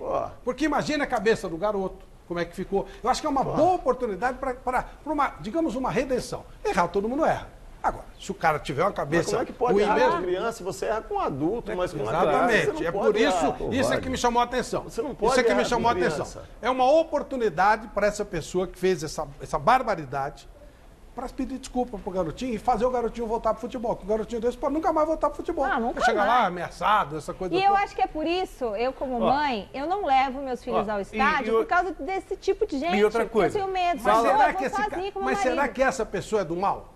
Ou será que está desesperado? Bom, a gente está dando a chance para que ele possa se colocar. Ô Flávio, e outra coisa, não foi nem torcida organizada. Não, por isso se fosse torcida organizada, não ia nem conversar. Mas eu já cansei, Flávio, já cansei de ver isso, já vi no Brinco de Ouro da Princesa, já vi cara querendo bater no filho do torcedor que era corintiano e estava acompanhando o pai para torcer para o Bugre e para torcer para o Corinthians. Isso é mais comum do que se imagina. É uma imbecilidade, Estamos dando é uma oportunidade de quebrar esse intolerância, canal. é Concordo algo com você. absurdo. Concordo Quer dizer, com você. a gente realiza uma Copa do Mundo e não aprendeu nada. Copa do Mundo estava lá, Mas torcedor de um país e do foi o Brasil outro. que fez a Copa. Foi a Não, FIFA. sim, tudo bem, o mas Brasil deveria ter fizesse a ficado Copa, um exemplo. Brasil, a parte do Brasil foi roubar. Não foi mais nada, lógico. Mas não deveria faria, não ficar teria um competência de exemplo. fazer. Não tem competência de fazer nada. Bom, estamos dando a chance para esse senhor e para a família do menininho. Então o cara está bravo e com razão, mas eu gostaria de ver esse encontro aqui. Eu vou ficar muito feliz se isso acontecer. Espero que isso realmente ocorra, que a gente possa ter um momento diferente no nosso futebol. Vamos separar mais 2 mensagenzinhas, uma para o Milton Cruz, outra para o Antônio Carlos, mas antes. Já está pronto? Já está pronto? Então, nós temos uma mensagem para o Milton Cruz de um outro amigo. Vamos lá, Milton. Opa. Grande Milton, como é que tá, meu amigo? Tudo bem? É um prazer estar participando aqui do programa, prazer estar falando contigo, pois saudade de te encontrar aqui todos os dias na Barra Funda, a gente batia aquele papo legal, descontraído, tuas histórias são sempre as melhores. Então estou passando aqui para mandar um abraço, desejar tudo de bom, sucesso aí sempre, Milton, seu cara, valeu, show de bola. Como você falou, você deixou boas amizades lá, né? Não, pois eu falei, né? Foram 23 anos. Eu tinha o prazer de acordar e encontrar, né, essas pessoas. Não foi você que foi buscar o Hernandes lá no Santo André?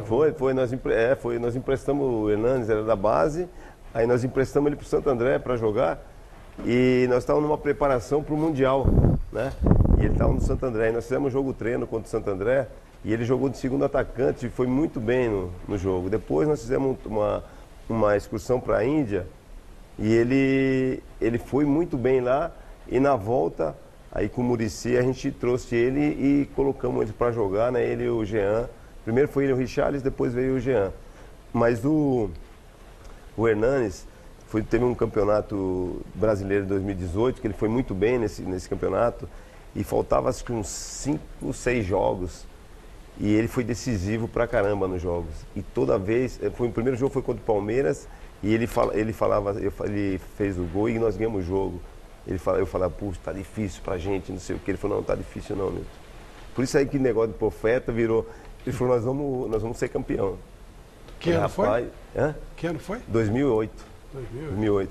Nós vamos ser campeão, nós vamos ser campeão. E ele tinha isso na cabeça. E todos os jogos, ele foi decisivo. Eu lembro que o último jogo foi na América, no Morumbi, ele fez o gol. E ele fazia o gol desse dia. Só que agora, Milton, o Profeta vai precisar de uns 11 apóstolos ali para ajudar ele, que tá difícil reunir. 10 anjos. Não, Jesus tentou reunir 12 ou 11 mil? 12. Na hora um cuspiu, o outro fugiu, o outro negou. Foi uma luta para arrumar agora, viu? Mas ele é um cara muito especial, muito focado, é um cara do bem, assim, né? Assim, que nem ele falou, tem saudade. Eu também tenho saudade de chegar lá, encontrar ele, as histórias dele. Vou contar uma história dele aqui.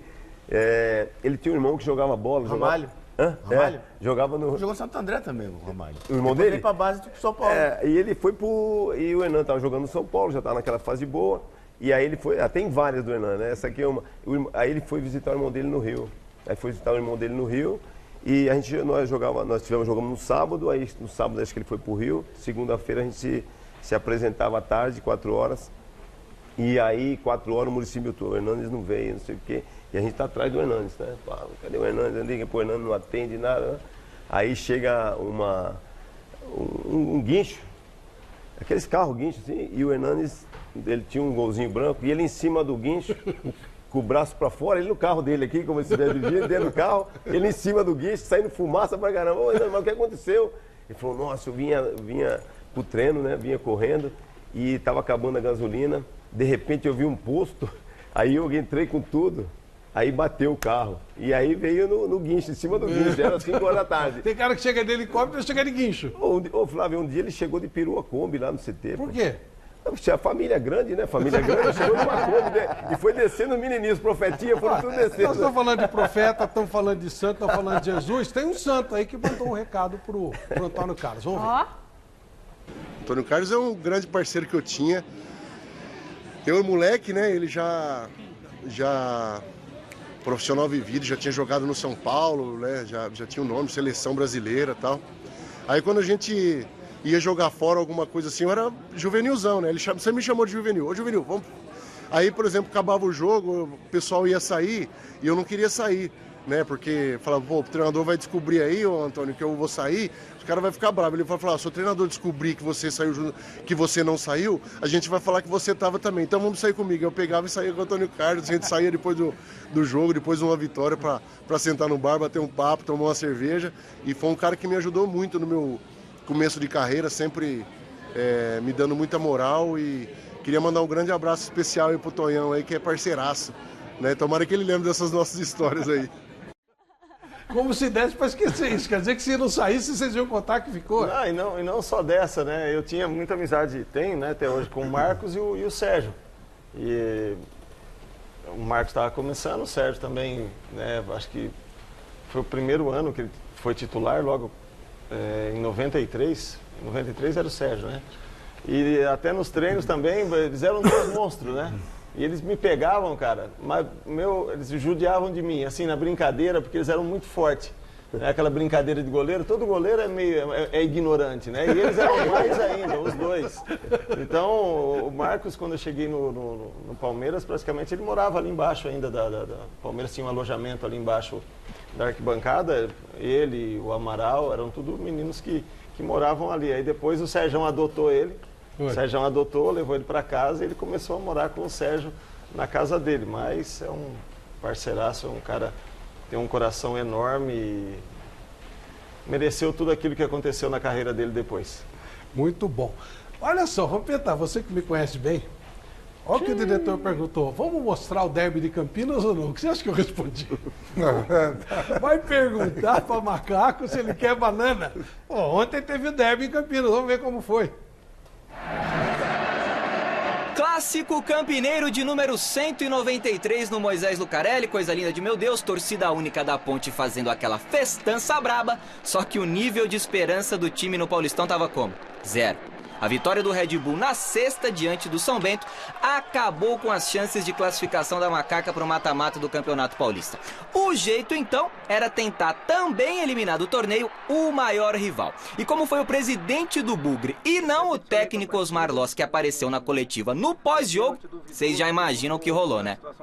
Meus amigos, o Guarani sabia exatamente do que precisava fazer aqui no Moisés Lucarelli. Precisava vencer a partida. O time começou a rodada com 14 pontos, a 5 do Novo Horizontino, a primeira equipe na zona de classificação do Grupo B do Campeonato Paulista, ainda com 6 pontos em disputa. Então o jeito era ir pra frente.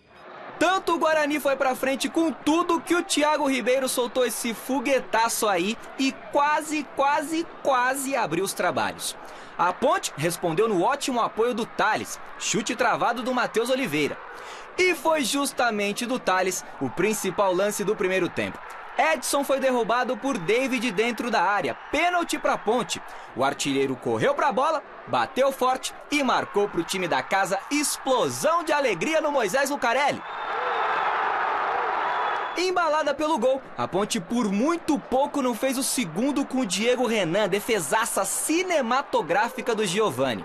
Só que o Diego Renan queria muito fazer o dele. Pancada de fora da área do lateral no segundo tempo e 2-0 Macaca. Pra virar a goleada não demorou nadinha. Gerson Magrão aproveitou o ótimo contra-ataque e definiu o clássico. Ponte 3, Guarani também eliminado do Paulistão, 0. E lembra dos microfones lá no começo da reportagem pro presidente do Bugre? Então, com o resultado, o técnico Osmar Loss foi demitido do Guarani. Foi uma derrota vergonhosa e é momento de mudança. Então, agradecemos muito o trabalho da nossa comissão técnica, muito o trabalho do Loss. E próximo jogo o Marco Antônio vai como interino e nós vamos para o mercado para buscar um técnico com perfil de Série B. Por isso que o futebol não anda. Perder é o Débio. Perdeu, aí acabou. Tudo que foi feito. O Loss fez um trabalho excelente. Teve aqui a semana passada, retrasado. Ganhou do São Paulo. Ganhou do Corinthians. Encarou todo mundo, até a última rodada tinha possibilidade de classificação, perdeu o jogo, perdeu pra Ponte, ok, mas peraí, né? Eu entendi a colocação do presidente, vamos procurar um técnico nível Série B. O Loss trabalhou no Corinthians Série A. Quer dizer, será que é o Guarani que não está à altura do Loss ou o Loss não está à altura do Guarani vai ter que trabalhar na Série C? O Guarani tem uma história espetacular, mas pelo amor de Deus, isso aí é ridículo, isso aí não pode acontecer. Por isso que o futebol brasileiro tá jogar assim, pra torcida, cachorro, é claro. É jogar pra torcida. Cachorro correndo assim, atrás do rabo. Nós perdemos para um maior rival, mas eu mandei embora o técnico. É isso, é jogar pra torcida. Flávio, você vê, né? Tá aí o Antônio Carlos aí, né? O trabalho que ele tá fazendo, já há quanto tempo lá, né? Já tá lá, né, Antônio? E hoje, aqui no Brasil, é assim, você perde 2 jogos, os caras já querem trocar, eles acham que isso aí vai resolver, não é continuidade no trabalho, né? Sem dúvida, qualquer um, é o que eu falo do São Paulo. São Paulo precisa resolver o que ele quer. Deixa um trabalho seguir. Cada 6 meses você mudar, não vai resolver nada. Trabalhar com escudo não vai resolver nada. Já nós vamos falar muito, ainda tem mais recadinhos, pro Antônio Carlos, pro Milton Cruz. Nós vamos falar do melhor time do Campeonato Paulista até agora. Vamos falar do adversário do melhor time. Tem mais paredão. Olha, o melhor time do futebol paulista, tô torcendo pra caramba para que eles vão muito longe, porque, na minha opinião, o futebol brasileiro precisa imediatamente ser profissionalizado. Se você tivesse uma grana da sua vida, você entregaria para políticos ou para empresários do ramo? Para quem você entregaria para administrar a sua vida? Hoje, os times do Brasil, todos são administrados por políticos. É um sistema político. São Paulo é político, Palmeiras é político, o Santos é político, o Corinthians é político. E existem os profissionais da área, gente profissional, empresas que tomam conta do futebol. Tem uma, por coincidência, é a líder geral do Campeonato Paulista, o Red Bull. Conheço um pouco dessa empresa. Em 11 jogos foram 7 vitórias, 3 empates e 1 derrota. Essa é a campanha do Red Bull, a melhor do Campeonato Paulista até agora. São 9 jogos de invencibilidade do time, que não perdeu para nenhum grande. Ganhou do Corinthians e empatou com Palmeiras e São Paulo. Bom, foram praticamente jogadores analisados com carinho, né, escolhidos a dedo, e eu acho que isso aí contribui bastante, principalmente em cima daquilo que a gente pede, em cima daquilo que nós queremos que os jogadores façam dentro de campo. São jogadores que têm uma uma qualidade técnica muito boa. Nossa equipe é uma equipe que joga, que procura ter a posse de bola. A cara mais conhecida do time, além do treinador, é Júlio César, goleiro que começou a carreira lá no Corinthians. Mas quem tem feito mais sucesso mesmo é o Jobson, volante bom de passe e que sabe chegar ao ataque. O jogador já despertou o interesse de Santos e Atlético Mineiro. A gente fica feliz, né, de ser valorizado, a gente vem fazendo um bom campeonato, não só eu, mas como outros jogadores também tá sendo valorizado, então fico muito feliz e espero continuar aí dando muita alegria tanto para o Red Bull quanto para minha família. Sensação do Paulista desse ano, o Red Bull disputa a primeira divisão do estadual pela 5ª vez e pela 3ª chega às quartas de final do Paulista. A classificação foi garantida com a vitória de 3-2 sobre o São Bento na última sexta-feira. O duro mesmo é que o time terá pela frente na próxima fase o Santos, dono da 2ª melhor campanha do torneio. Culpa do regulamento, que obriga os times de mesmo grupo a se enfrentarem por um lugar na semifinal.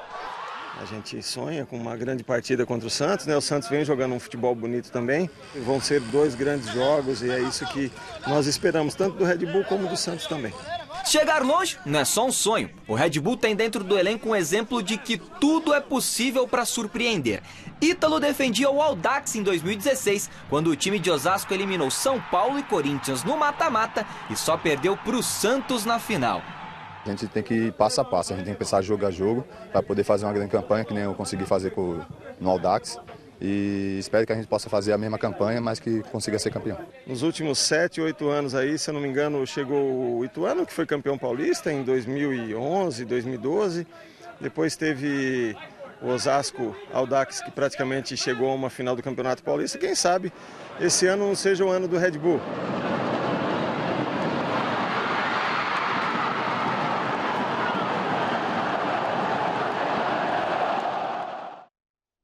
Não por acaso tem um dono, o Ituano, Juninho. O Audax, o seu Mário Teixeira. E a Red Bull é uma empresa internacional. Então, cara, você conhece o mundo todo trabalhando. A estrutura é uma estrutura internacional, realmente, do Red Bull? É uma estrutura internacional, né? E espero que tenha chegado a vez aqui do Red Bull aqui no Brasil, né? Até em relação a investimento, né? Já melhorou no Campeonato Paulista, por isso que deu para montarmos uma boa equipe, né? Foram praticamente jogadores que nós olhávamos desde o ano passado e acabamos trazendo agora para o Campeonato Paulista. Já começamos também tudo antecipado. Isso é o que fez com que talvez a gente faça essa diferença no Campeonato Paulista. Em relação à estrutura, você mesmo já esteve lá, você tem tudo, né, praticamente. Eu costumo dizer que é um time grande sem torcida, com pouca torcida, né, nesse momento, porque tudo questão de aparelho para fisioterapia você tem lá, pagamento em dia, não é um presidente, é um CEO, né? É um CEO que nós temos, né, que cuida praticamente de tudo, então a única coisa que os jogadores têm que fazer é jogar futebol, pensar em jogar futebol e fazer sempre o melhor para o clube. Você entende que o Brasil algum dia terá uma cultura de ser empresa no São Paulo Futebol Clube, no São Paulo S.A., Palmeiras Limitada, Corinthians, porque esse modelo está falido, esse modelo está falido, não serve para nada. Conselheiros, só que não serve para nada, só para puxar o saco, para pedir alguma coisa que lhes favoreça, não fiscalizam nada. É um modelo absolutamente falido, o futebol brasileiro está desse jeito. A evolução seria virar empresa. Você vê alguma chance disso, no estilo Red Bull, no time grande? Eu acho que é difícil nas grandes equipes do futebol brasileiro acontecer isso, né? Tudo que envolve esses grandes clubes é totalmente diferente de um clube pequeno. É lógico que, na minha opinião, seria um modelo, né, certo para que as equipes crescessem mais ainda. Mas, num curto espaço de tempo, eu vejo que isso aí não vai acontecer aqui no Brasil. Ou seja, vamos continuar correndo atrás do rabo. Quando eu fui para o Figueirense, né, era esse modelo, né, dos investidores, tá, né? E eu fui muito feliz, eu falei, poxa vida, eu vou para um lugar que eu gostaria que as coisas acontecessem, se isso desse certo para o futebol brasileiro, ver se mudava.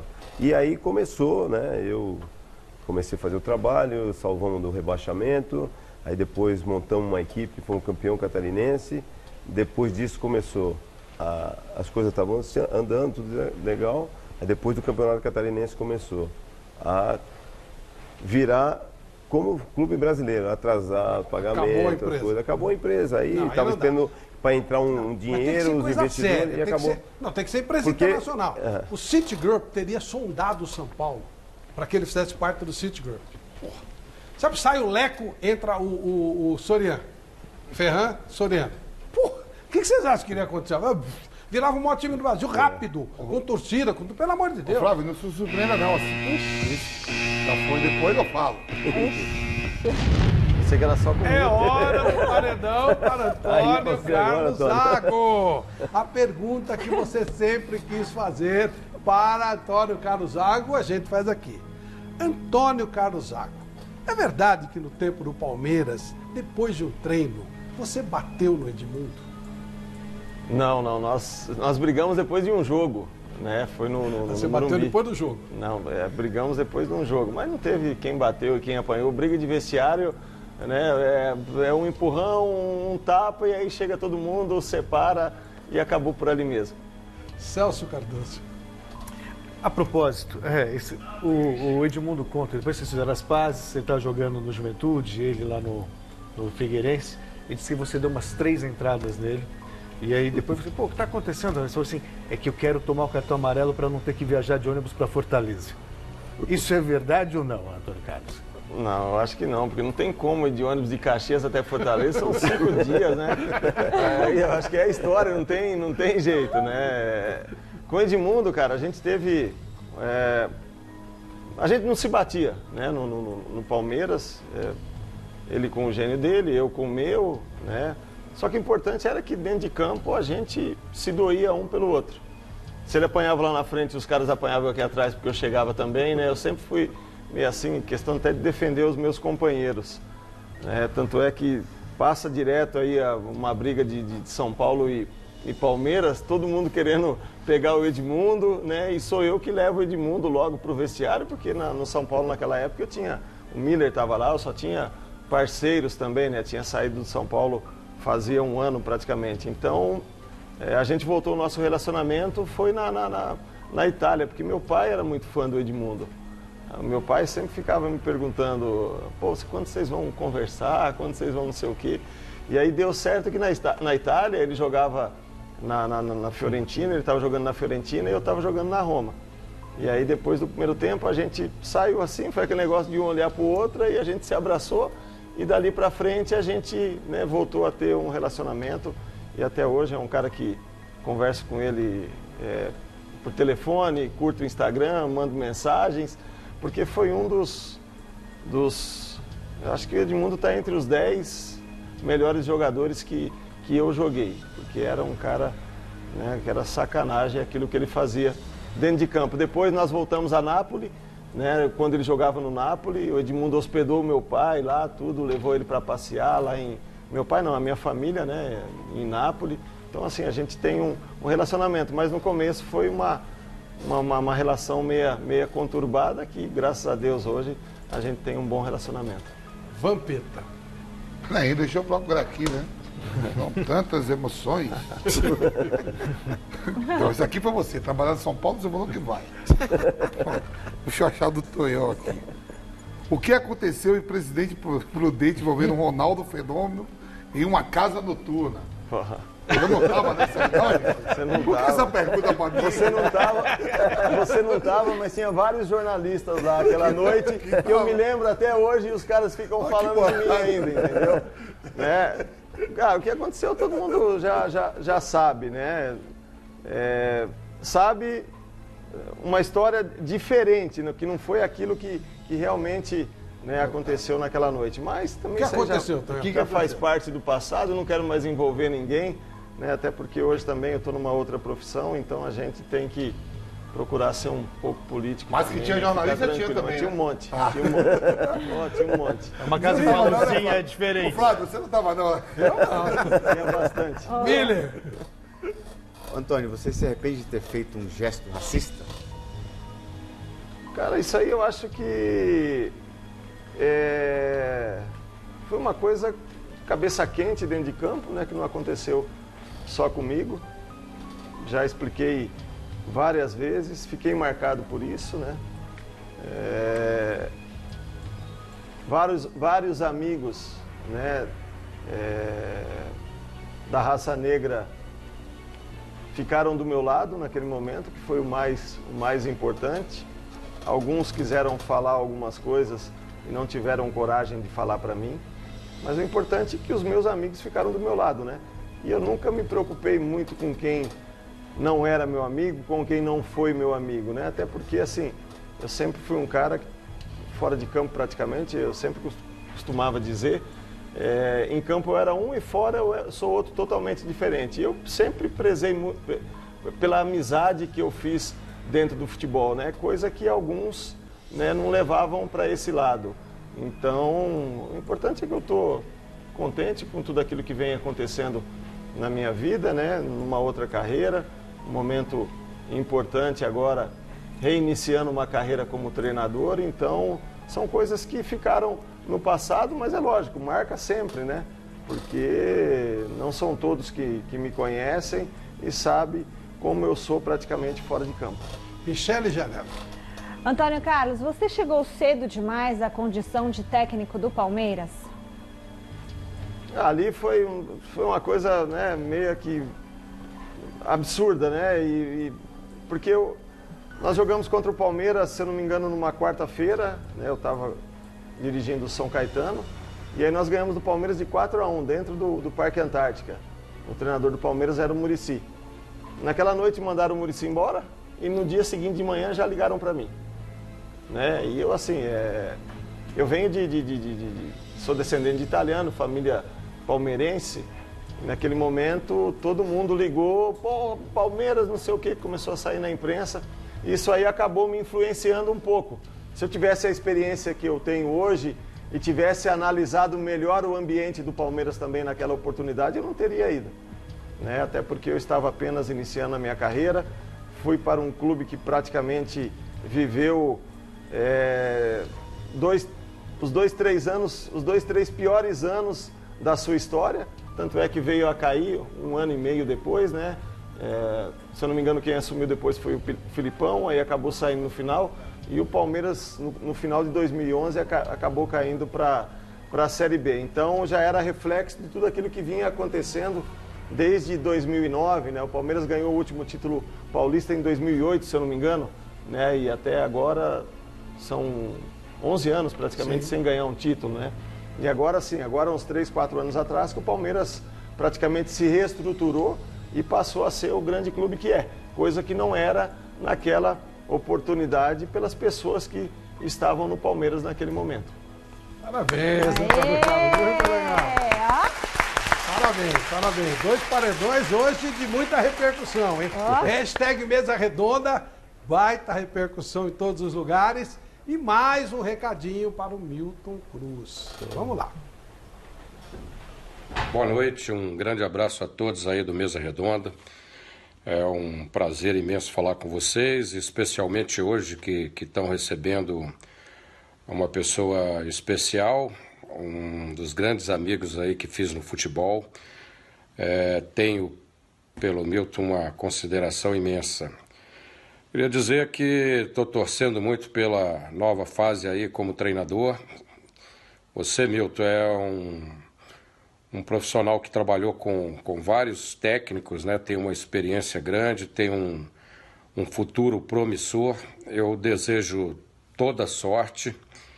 E me pediram para contar um caso interessante aí da fase que jogamos juntos lá no Nacional. Eu lembrei daquele pênalti, né, que você cobrou lá, e eu acho que já foi até falado sobre isso, mas que me vem logo aqui à memória. Um abraço, felicidades a todos. Marcelo Oliveira, maravilhoso. Que pênalti foi esse, meu?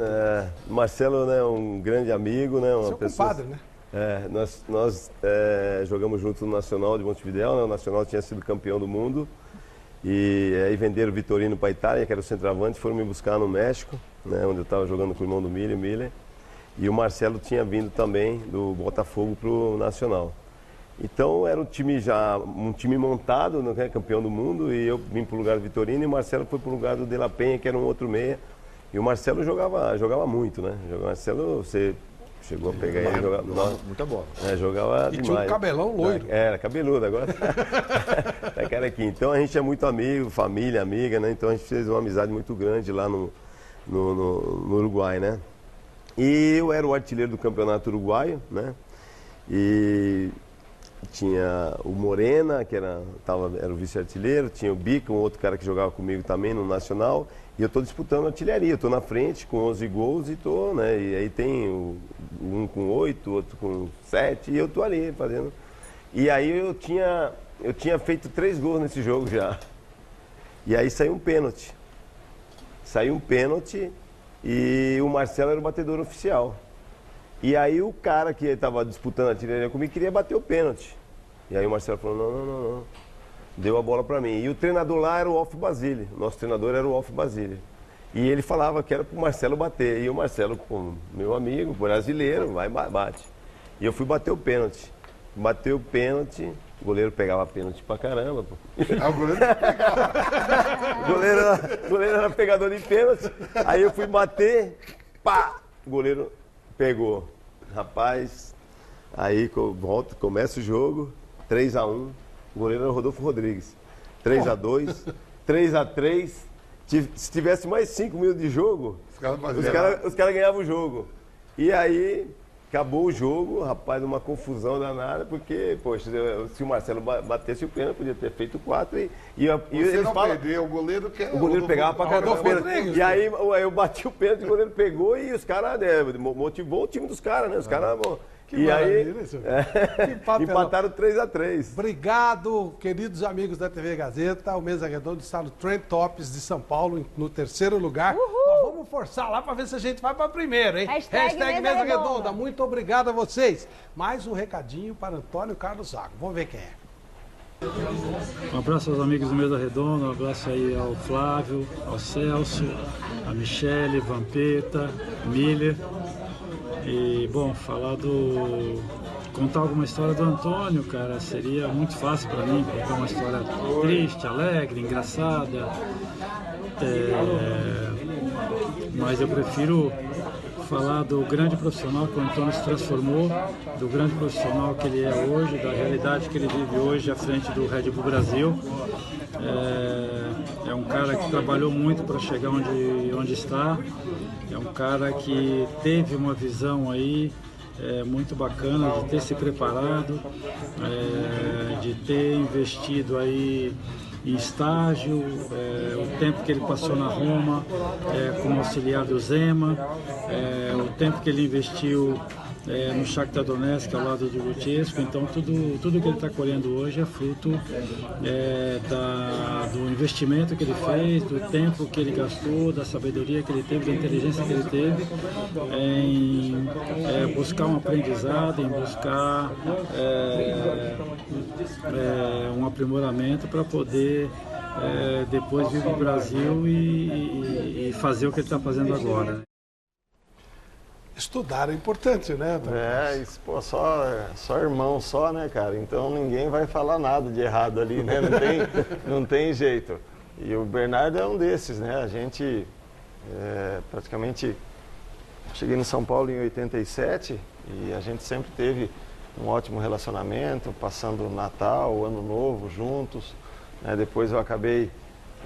não fui treinador direto do filho dele, né, do Bernardinho, mas que tá no participei Red Bull, também. Red Bull, tá? Isso.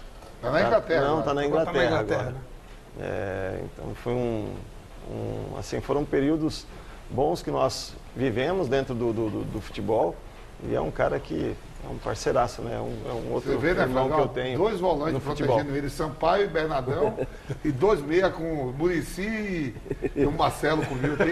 Vê como é que é a panela. Aliás, o que eu falei, o Red Bull que eu falei é o Red Bull Leipzig, tá? O filho do Bernardo fez muito sucesso. A questão de estudar, eu acho que é importante, né? Para qualquer um, né? Às vezes o jogador de futebol pensa que pode sair, encerrar a carreira e rapidamente virar um treinador, um diretor.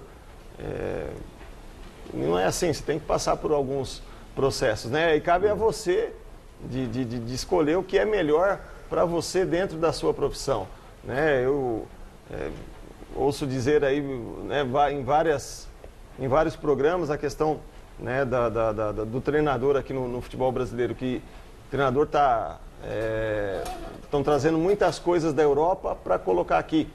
E aí você faz com que o jogador não cresça a sua habilidade, que você impeça o jogador de um drible, de alguma coisa. Eu não vejo por aí. Cada treinador faz aquilo que bem entende. Basta você, né, saber o momento certo de utilizar aquilo que você aprendeu durante a sua carreira como treinador, como jogador, pelos processos que você teve depois estudando. Então, cada um tem a sua cabeça, cada um tem o seu jeito de pensar, né? O Brasil, eu tenho alguns exemplos.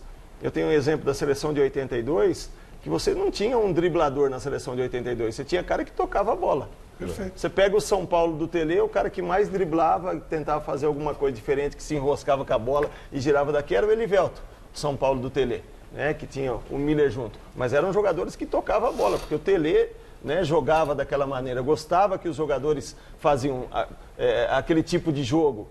Então, assim, eu não lembro na história de grandes dribladores que nós tivemos aqui no Brasil. Na Copa de 70 você tinha o Pelé, que foi o maior de todos. Aí quem que era o outro driblador que tinha? Rivelino? Nem o Pelé era driblador. O Tostão jogava, o Gerson jogava, o Jairzinho era meia, né, no Botafogo, sim. Era o número 10 no Botafogo naquela época.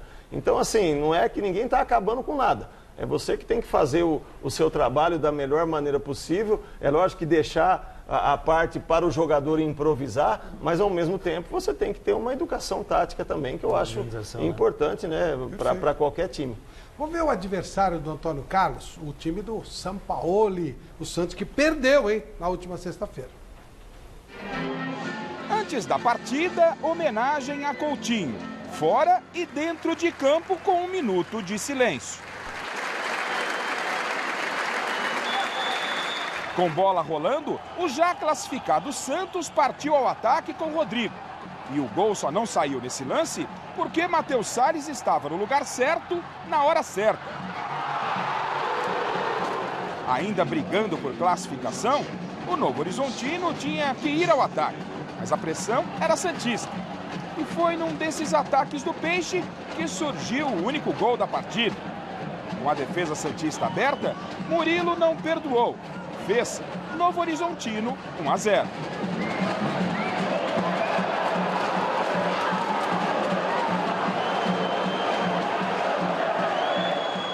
Na segunda etapa, o time de Sampaoli foi com tudo em busca do empate. Mas faltava caprichar na última bola. Oportunidades não faltaram. E o Santos acabou perdendo sua segunda partida na temporada. E também a liderança do grupo para o Red Bull. Simplemente hoy nos faltó el gol, arrancamos muy bien, con mucho dominio, con situaciones. El rival llegó una sola vez, nos convirtió, acrecentó su planteo defensivo y nos complicou porque não tivemos preciso no área rival.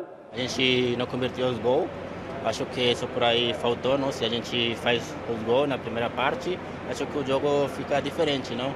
Aí depois a gente desce um pouco o ritmo e outros times também sabem jogar. Então acho que por aí temos que tratar de melhorar essa parte, não? Poder fazer os gols e poder depois controlar o jogo. O Copete falando bem português, gostei de ver. Esse vai ser o melhor jogo. Depois que ele comeu a panela de feijão. Feijãozinho também, não é muito bom para ele não, né? Ele não gosta de feijão não. Mas ele tá ótimo. Vai ser o melhor jogo da final, hein? Então no Carlos contra São Paulo vai ser muito legal. É uma pena que já se enfrentem agora nas quartas de final. Não, é uma pena não, é um campeonato cretino, né? Mas enfim, o que a gente pode fazer? Olha, Alfama dos Marinheiros, essa é a dica que eu dou para você que quer comer o melhor bacalhau de São Paulo. São Paulo é a capital mundial da gastronomia.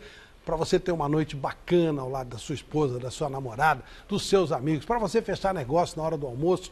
Alfama dos Marinheiros tem, olha, tem um peixinho maravilhoso, aqueles docinhos portugueses sensacionais. E tem noites de fado à luz de vela, são sensacionais. Alfama dos Marinheiros, reserve aí o seu, anota o número para você fazer reserva. 11 3884 9203. 11 3884 9203, Pamplona 1285, aqui pertinho da Gazeta, Alfama dos Marinheiros para você. Michele, ganhadores, enquete, tudo Resultado final da enquete, Pascoal, vem aqui. O São Paulo conseguirá a classificação para a próxima fase do Paulistão? Deu que não, 69% dos votos. O pessoal não está realmente confiando no São Paulo. Camisa do Corinthians, a feminina, olha que gracinha. Quem vai levar é a filha Juliana, do Vladimir Farias da Costa, beleza? E a camisa do AD Guarulhos, que muita gente queria. É muito bonita mesmo. Quem vai levar é o Wagner Sampaio Cardoso e o filhinho dele, Oswaldo Henrique. Eles são lá de Guarulhos. E Flávio, só para pedir pro pessoal que está em casa, se inscreva no nosso canal do YouTube, youtube.com/Mesa Redonda, youtube.com/Gazeta Esportiva. Se inscreva no nosso canal. Quando atingir 100 mil inscritos, Flávio Prado vai pagar uma pizza para 5 pessoas. É isso aí. Michele, dá o telefone para aquele senhor dar desentendimento com o garotinho, para ver se a gente traz o garotinho com o pai do garotinho e o senhor tem a oportunidade para a gente acertar essa situação. Que telefone? Pode ligar aqui para a nossa redação, 3170-5724. 3170-5724. O que, Rodolfo? E o nosso WhatsApp também. Você pode mandar um vídeo ou alguma mensagem pelo WhatsApp, 99479-1633. E o e-mail, 99479-1633. Não chegou nenhum e-mail para mim, Flávio. Muito bem, mas ainda há uma boa oportunidade. Com a grande repercussão do programa, nós queremos fazer o encontro dos dois aqui. Tá bom? Antônio Carlos Zago, muito obrigado pela sua presença aqui, maravilhosa. Milton Cruz, uma honra te receber aqui mais uma vez, meu amigo. Obrigado. Celso Cardoso, boa noite. Vampeta, boa noite. O Antônio Carlos não encontra, ele está tranquilo. Traz o Antônio Carlos. Um grande abraço para você. Um abraço, Almir, meu irmãozão, tamo junto. E a vocês em casa, muito obrigado pela grande repercussão do nosso Mesa Redonda. Domingo tem mais. Um abraço, tchau.